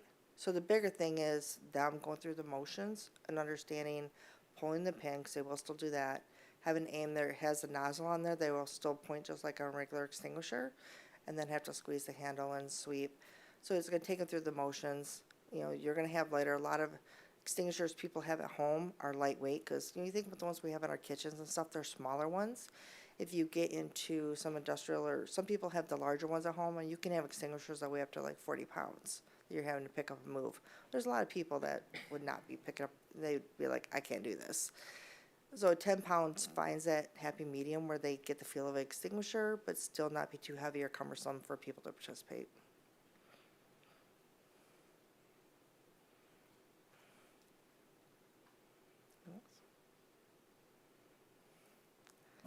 I love the environmental aspect of it, that we're gonna not have to burn diesel fuel. Do you have any sense, I think that's the most important consideration in my mind, but what sort of cost is involved in a burning a fire for a training session like that, a traditional training session? It depends on a couple factors. A lot of times either you fabricate a burn pan or you purchase one, but you need a container you could put diesel fuel in and burn, so it's going to be some type of steel or metal container that's not going to melt when you have something burned inside it. So it depends on if you have something you could fabricate, use, or if you make it yourself. And then, the small cost of diesel fuel, you don't burn a lot, but you have to at least cover the bottom of the pan. And then you typically would light with the flare, so flares don't cost very much, pretty low cost. And the biggest cost that could come in place is, but when you look about the size of classes, obtaining the fire extinguishers to utilize. Because you have to have enough for everybody, and once they use them, you want to use them until they're completely out, so you can be like, okay, the whole thing is, some people might start with like a half full extinguisher, but you have the cost of that, and then if you're responsible for refilling them, now you're paying the cost to refill everything. So that's where the biggest part can come in. Sometimes you get donations. Fire extinguisher companies will have old fire extinguishers that got turned in on trade-in, and sometimes they'll give them to us for free to be like, hey, we need to empty all the product out of this anyways, can you do it for us? Then just give them back to us when you're done. But that's not always a thing, so it's such a big variable. But I will tell you, if you've ever done training before and saw a dry chem extinguisher dispensed, it's messy. And you want to make sure you don't have cars in there. You got to think about the wind, and if it's high wind, it takes down your training. You can't do it because it blows everywhere, and if your car's in the area, you have like this nasty film over your car, and just the area, you got to think about cleaning up the area and stuff too. So there's a lot of elements to it, and even though that can be considered environmentally safe, you usually don't want to leave a mess like that around because it doesn't make people feel warm and fuzzy. Thank you. Chief, I don't know if this was mentioned, but are other, cities utilizing something like this as well? I mean, I imagine that you've researched it yourself, but I just was wondering if other communities are using something like this. Yeah, I mean, I've worked with other departments, and some of them have the older style where they have the screen, because that was the technology that was like, hey, this is leading edge. We don't have to use extinguishers and burn diesel fuel anymore. And you'd set up like the computer screen, and then you'd have to point at that. And when this came out, I was like, this is such a great improvement on that, because that was a nice improvement over real fire, but it was limiting, and the realism of it was like, it was okay. And with this, you could do so much more. I don't think any of our Oakway partners have one of these yet, so we would be the first.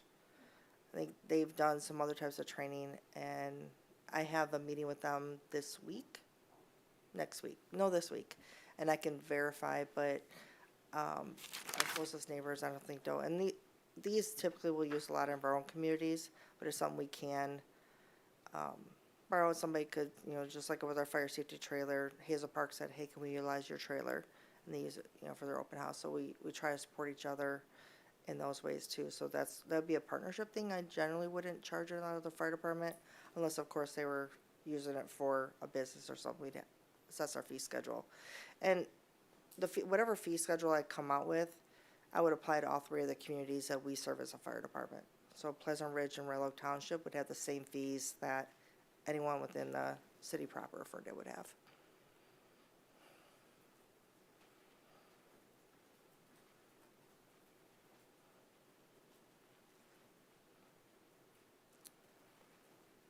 Right? Any other I guess questions? probably the only thing I should add with the cost, apologies. So I'm taking out my training fund. This year, I utilized a lot more smoke funds, which some of you may know is the money the state gets from taxing fireworks. And then by law, so much of that money is go over to fund. When they started taxing fireworks, that money is utilized to do firefighter training in the state of Michigan. So we get so much smoke funds, and I try to leverage that because I know the system as much as possible to reduce the cost we pay for training and utilize state funds as much to cover registration costs for firefighters as much as possible. And I've taught multiple classes myself, which is a cost savings. So we have the money available in our training account. So that's where I'm looking to take this out of.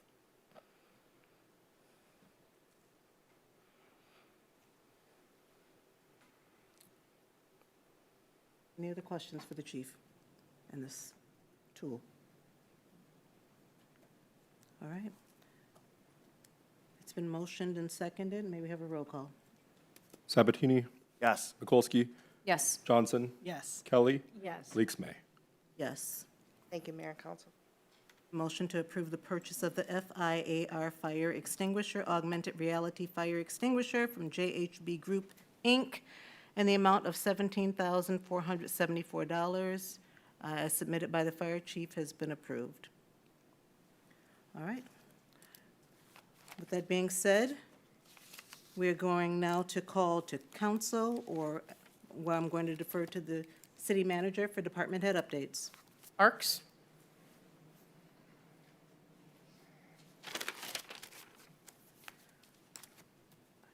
Good evening, Mayor and Council.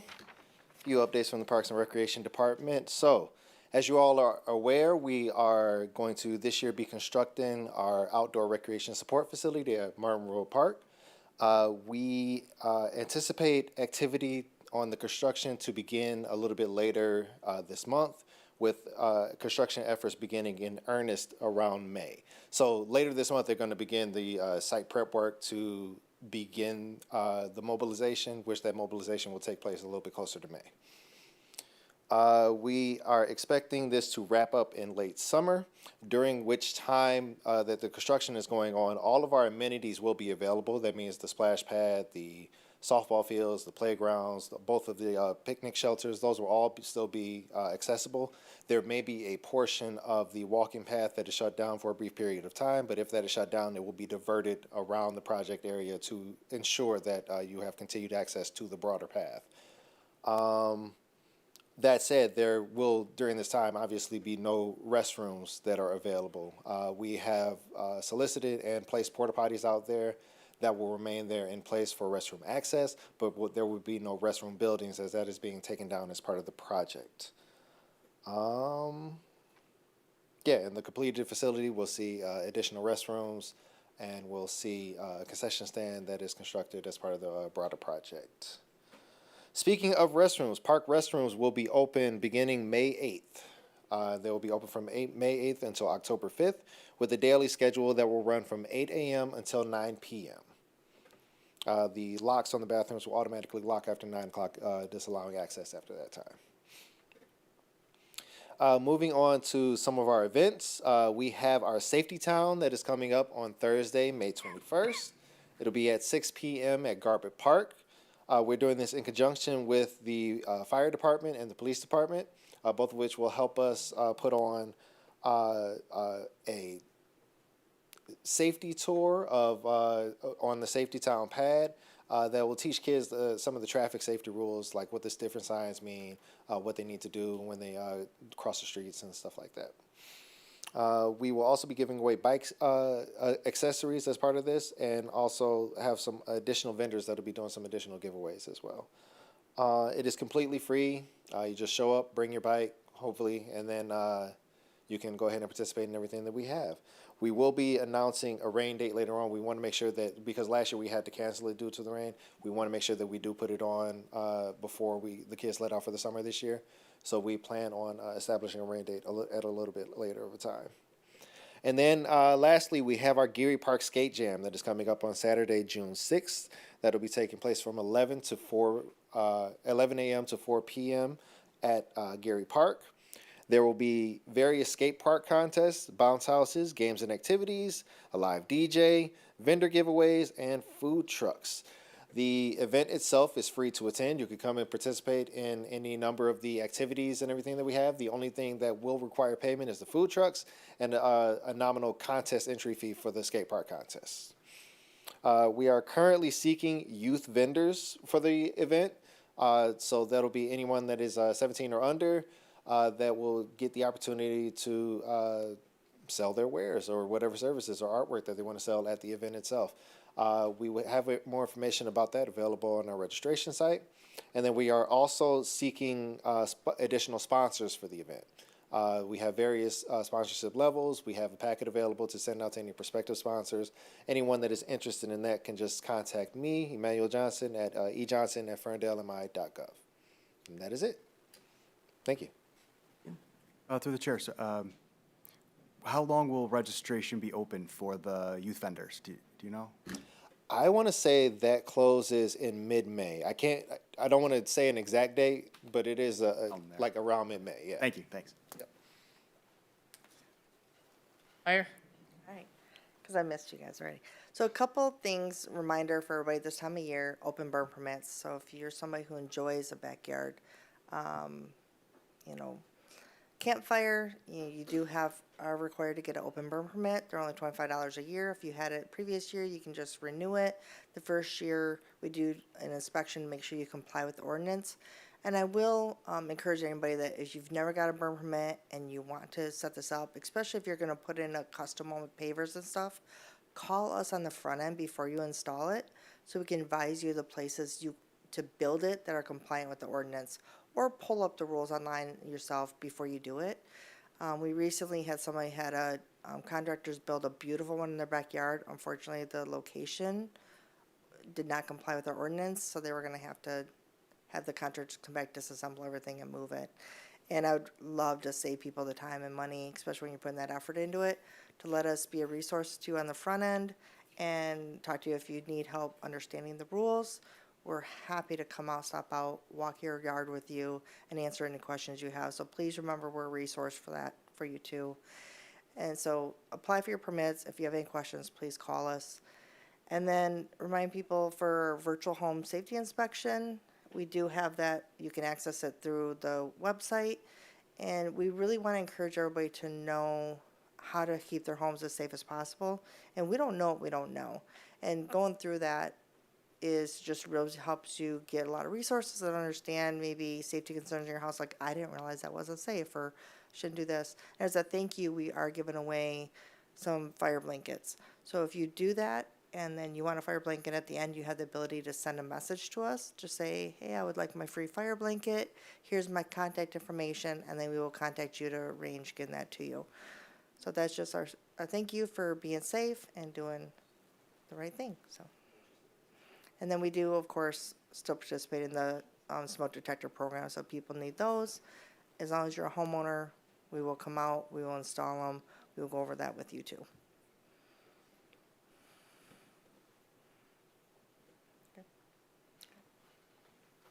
That's all from staff. All right. Okay. And just, I received a text from someone just not too long ago, and apparently it sounds like they weren't able to hear the volume on regarding the meeting. So I don't know if that changed, because that text came a while ago, so I'm not sure. I just wanted to put it out there. But right now, I'm going to go to my right for council. Kelly. I don't have much. I just want to say great job to Parks and Rec on your extravaganza. I heard a lot of really positive feedback on that. The community really enjoyed it, so thank you. Mayor Pro Tem Mikulski. I'm going to take the opportunity to read the two resolutions. So first, we have the resolution supporting the repeal of Michigan Public Act. Oh, you are a godsend, thank you. Okay.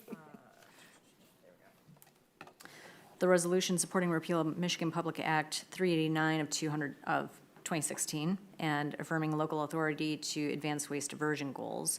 And I did want to note that Councilmember Johnson also sponsored this as the liaison to the Environmental Sustainability Commission. So it is the responsibility of local government to protect the public health, safety, and welfare and environmental quality for current and future residents. The city of Ferndale has previously undertaken planning efforts to better understand waste generation, recycling performance, and diversion opportunities within the community, including the adoption of a downtown waste reduction and recycling master plan intended to inform policy considerations. Single-use plastic bags are frequently inappropriately placed into curbside recycling bins, threatening the efficacy of our recycling facilities' ability to properly handle recycling, and the City of Ferndale's master plan, Plan Ferndale, lays out a commitment to ensure effective waste and recycling operations, policies, educations, and adoption in our community of reduced solid waste. Those planning efforts identified that Ferndale's downtown diversion rate was approximately 14% at the time of study, and that increased diversion would reduce landfill dependence, lower the long-term disposal costs, and support environmental and infrastructure goals, including reduced strain on stormwater systems.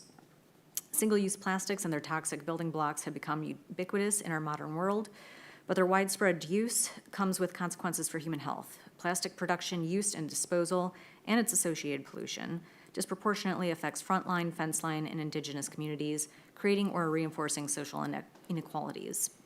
Consistent with state and regional sustainability objectives, the City of Ferndale supports progressive improvement in waste diversion over time, recognizing that specific strategies, staffing levels, and implementation tools must align with available resources and operational capacity. The City of Ferndale is a Clinton River watershed community, acknowledging that plastic litter will inevitably find its way into our waterways through stormwater drains, either as large debris or as toxic microplastics and nurdles. And the best way to protect the waterways in our community depends on is by removing the plastic pollution at the source. Single-use plastic packaging and other disposable materials contribute disproportionately to landfill volume, environmental pollution, and public health risks. Therefore, Michigan Public Act 389 of 2016 prohibits local units of government from regulating, restricting, or placing fees on auxiliary containers, limiting the ability of municipalities to pursue locally appropriate waste reduction and diversion strategies, even where strategies are supported by community planning and data. Restoring local authority would allow communities like Ferndale to evaluate, pilot, and refine waste reduction approaches in a measured and fiscally responsible manner without imposing unfunded mandates or premature regulatory commitments. The City Council of Ferndale hereby supports repeal of Michigan Public Act 389 of 2016, which preempts local regulation of auxiliary containers. The City of Ferndale affirms its interest in increasing waste diversion beyond current levels as a means of reducing landfill reliance, controlling long-term municipal costs, and improving environmental outcomes, while retaining flexibility regarding the timing, scope, and staffing of future initiatives. The City of Ferndale urges the Michigan Legislature and Governor to restore local control so municipalities may determine, based on local data, community input, and available resources, whether or how to pursue waste reduction strategies consistent with local priorities. Nothing in this resolution shall be construed as committing the city to specific programs, staffing positions, or regulatory actions, but rather as an expression of policy support for local decision-making authority. And copies of this resolution shall be transmitted to the Governor of Michigan, members of the Michigan Legislature representing Ferndale, and relevant state and regional partners. I will write shorter resolutions in the future. The reason that we brought this forward was in conjunction with the City of Detroit as well as the City of Royal Oak. It is a more regional effort to, again, send the signal to our legislature to make sure that they understand that we would like to regulate things like plastic bags within the City of Ferndale. And last but not least, the Arbor Day resolution for April 24th, 2026. I'm going to skip some of the opener here. In 1872, J. Sterling Morton proposed to the Nebraska Board of Agriculture that a special day be set aside for the planting of trees.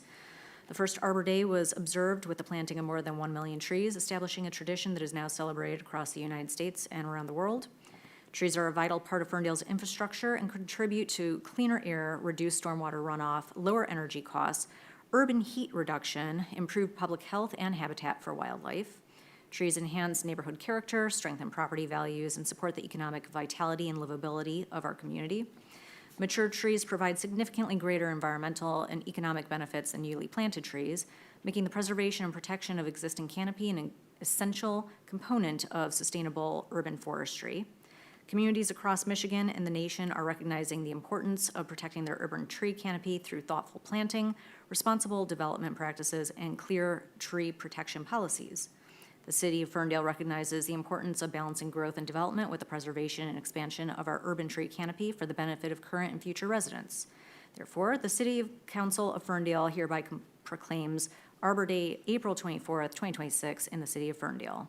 The city encourages residents, businesses, schools, and community organizations to celebrate Arbor Day by planting trees, caring for existing trees, and supporting efforts to preserve and expand Ferndale's urban tree canopy. The City Council encourages continued exploration and community dialogue regarding policies and practices that protect mature trees and strengthen Ferndale's urban forest, including the potential development of a tree protection ordinance or similar measures that safeguard the long-term health of the city's tree canopy. And the City of Ferndale reaffirms its commitment to responsible urban forestry practices and protecting the environmental, economic, and community benefits that trees provide to our city today and for generations to come.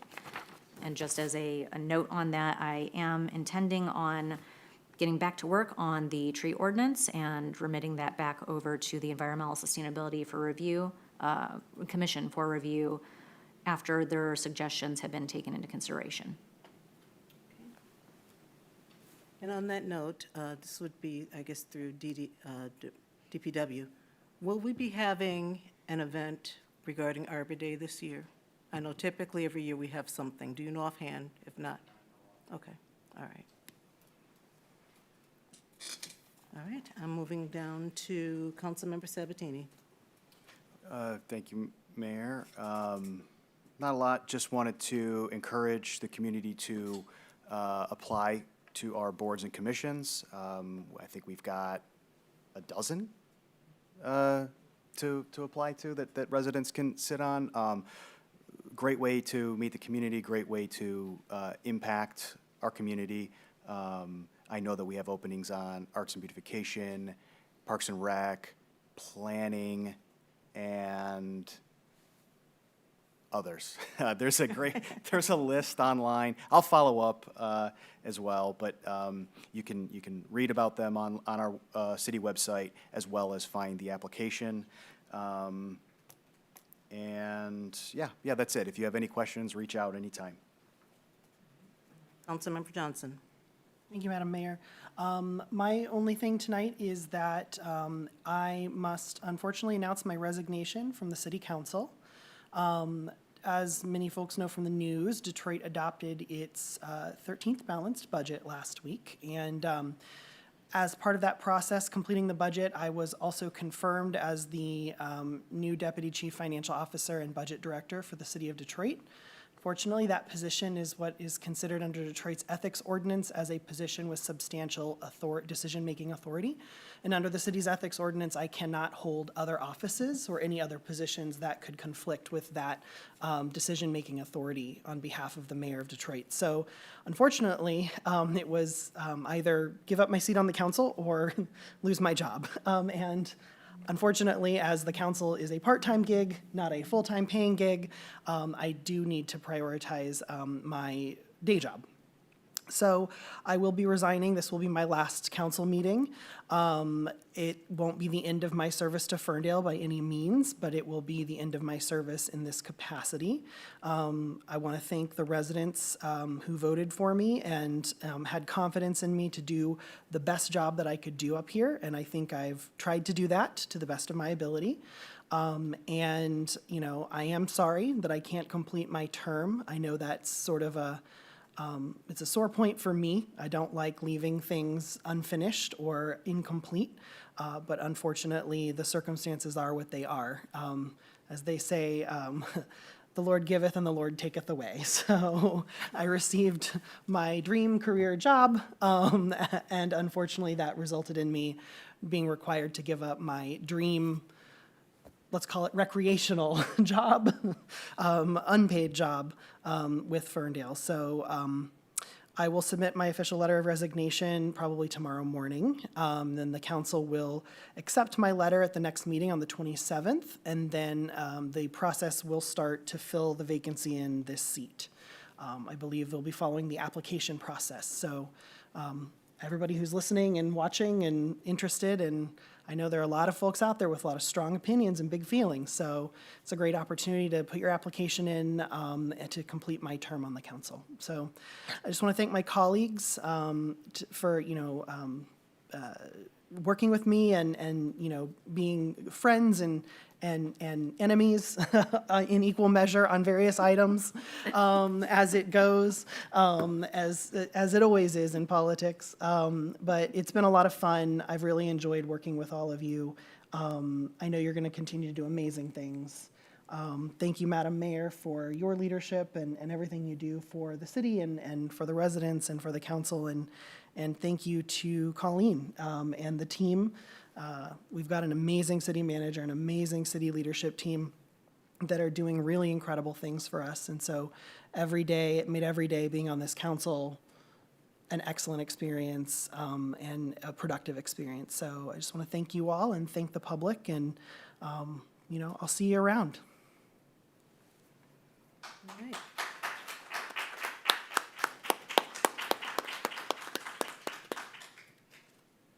Well, thank you, Councilmember Johnson. Certainly remiss you on council. You were a great addition, and I'm glad to have been able to serve with you. Do we want to take this opportunity to even discuss what the process would be, or should we wait a little bit? No, I think it would be appropriate for council to provide direction. I can provide some context. Obviously, there is precedent for this. The city has a fairly well-established process, although the city charter gives you some discretion over what that process does look like. In the past, council has chosen to put out an application process for people, requesting to solicit input from those who are interested, that they provide, a statement of what their intent is and their experience. And then council would review those applications and make a determination regarding who they collectively want to appoint based on those responses. If that's the direction that council wants to continue to go, we are prepared to implement that as soon as Wednesday this week.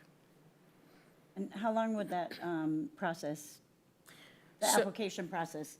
So presuming council votes to approve the resignation at its next meeting on April 27th, you would have to make an appointment no later than your May 26th meeting. So the current, layout would be, we open the applications on Wednesday, April 15th. We would close them May 5th, so council would have consideration during the May 11th meeting. And if additional time or consideration is needed, you'd have the May 26th meeting. But feasibly, a new appointment could either start that date or the first meeting in June. All right. Bless you. All right. So I am excited that to be losing. I'm not excited to be losing you. I'm excited that we'll have a new council member. I just wanted to just state some of the committees that Councilmember Johnson serves on, just to take that into context.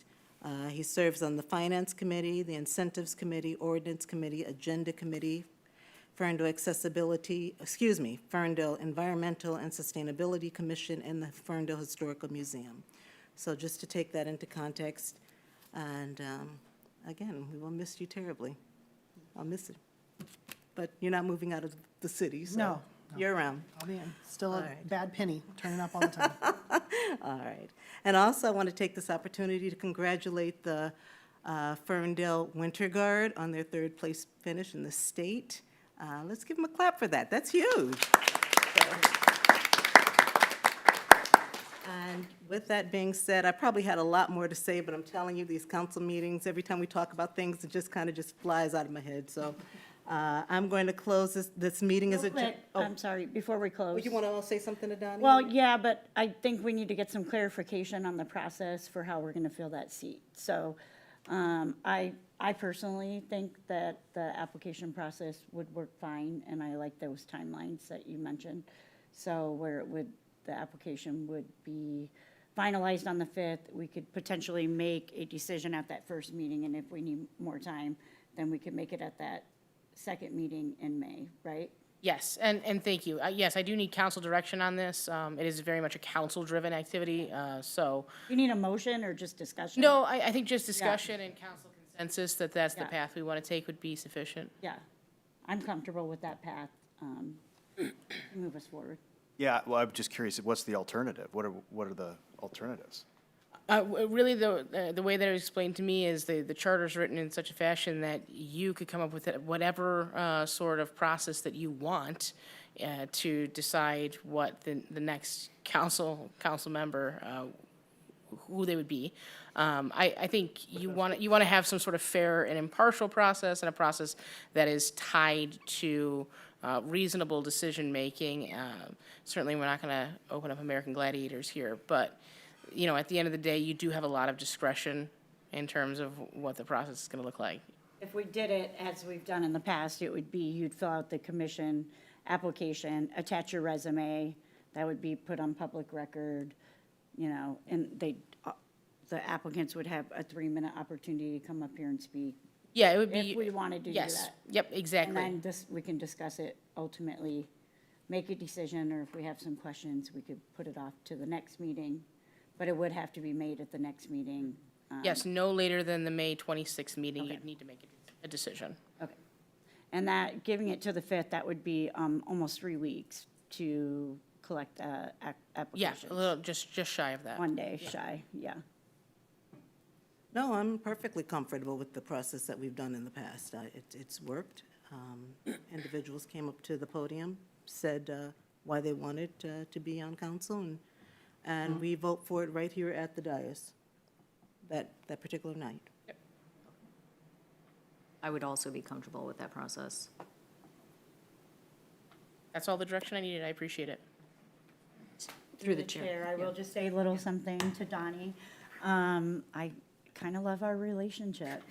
You know, we're on opposite sides during the election cycle, and I love that you and your team reached out to me, and we connected, and we supported one another when there was a lot of noise and a lot of things standing in our way, and I just thought that was really cool, very Ferndale. And it kind of leads into how we did on council, right? So we didn't always agree, but we definitely supported one another and respected one another, and I appreciate you, and I wish you the best in your next endeavors. Thank you. Appreciate it. Any other comments for Councilmember Johnson while we're at it? Through the chair. All of that, plus, it feels weird that I already had this prepared. I prepared some of it as like mocking myself, but I feel like you and I are more similar than we are dissimilar in some weird ways. And I know that I did a little bit of a roast of Greg, so please allow me to use my funniness for a brief time period, because I thought of like some funny insults to council, and I'm gonna read them off. Think of you as a spreadsheet wrangling, agenda shuffling, municipal hall monitor. PowerPoint-powered menace to spontaneity. Policy goblin fueled by cold coffee and bad decisions. Robert's Rules robot with a caffeine dependency. Grim spreadsheet clutching, municipal buzzkill. I added another PowerPointed one. PowerPointed-powered, meeting-loving, fun-allergic, bureaucratic gremlin. And one full Yosemite Sam version that was like, you're a bureaucrat and ordinance-obsessed gavel-crabbing sidewinder. And I love it. I truly do. I think I have enjoyed working with you significantly more than I had expected. And I think that you are incredibly valuable. You're incredibly smart. We all know that you have added true value to this council, and you will be missed intensely. Through the chair, I know we just started working together. I think our professional relationships come a long way from where it started. Congratulations on the new role. I think well-deserved. You work very hard. And I think one thing that I've taken early on from observing you was your support and defense and advocacy of city staff. I think that that's a really important, special thing, so thank you for that. And I think you had a lot of great ideas that you presented at the beginning of the year, and I look forward to continuing to communicate with you on those and seeing how they can be implemented. So thank you. Know where to find me. Well, you already know how I feel about yourself. Let's go home. All right. This meeting is adjourned at 9:20 p.m. Drive safe, everyone. Thank you.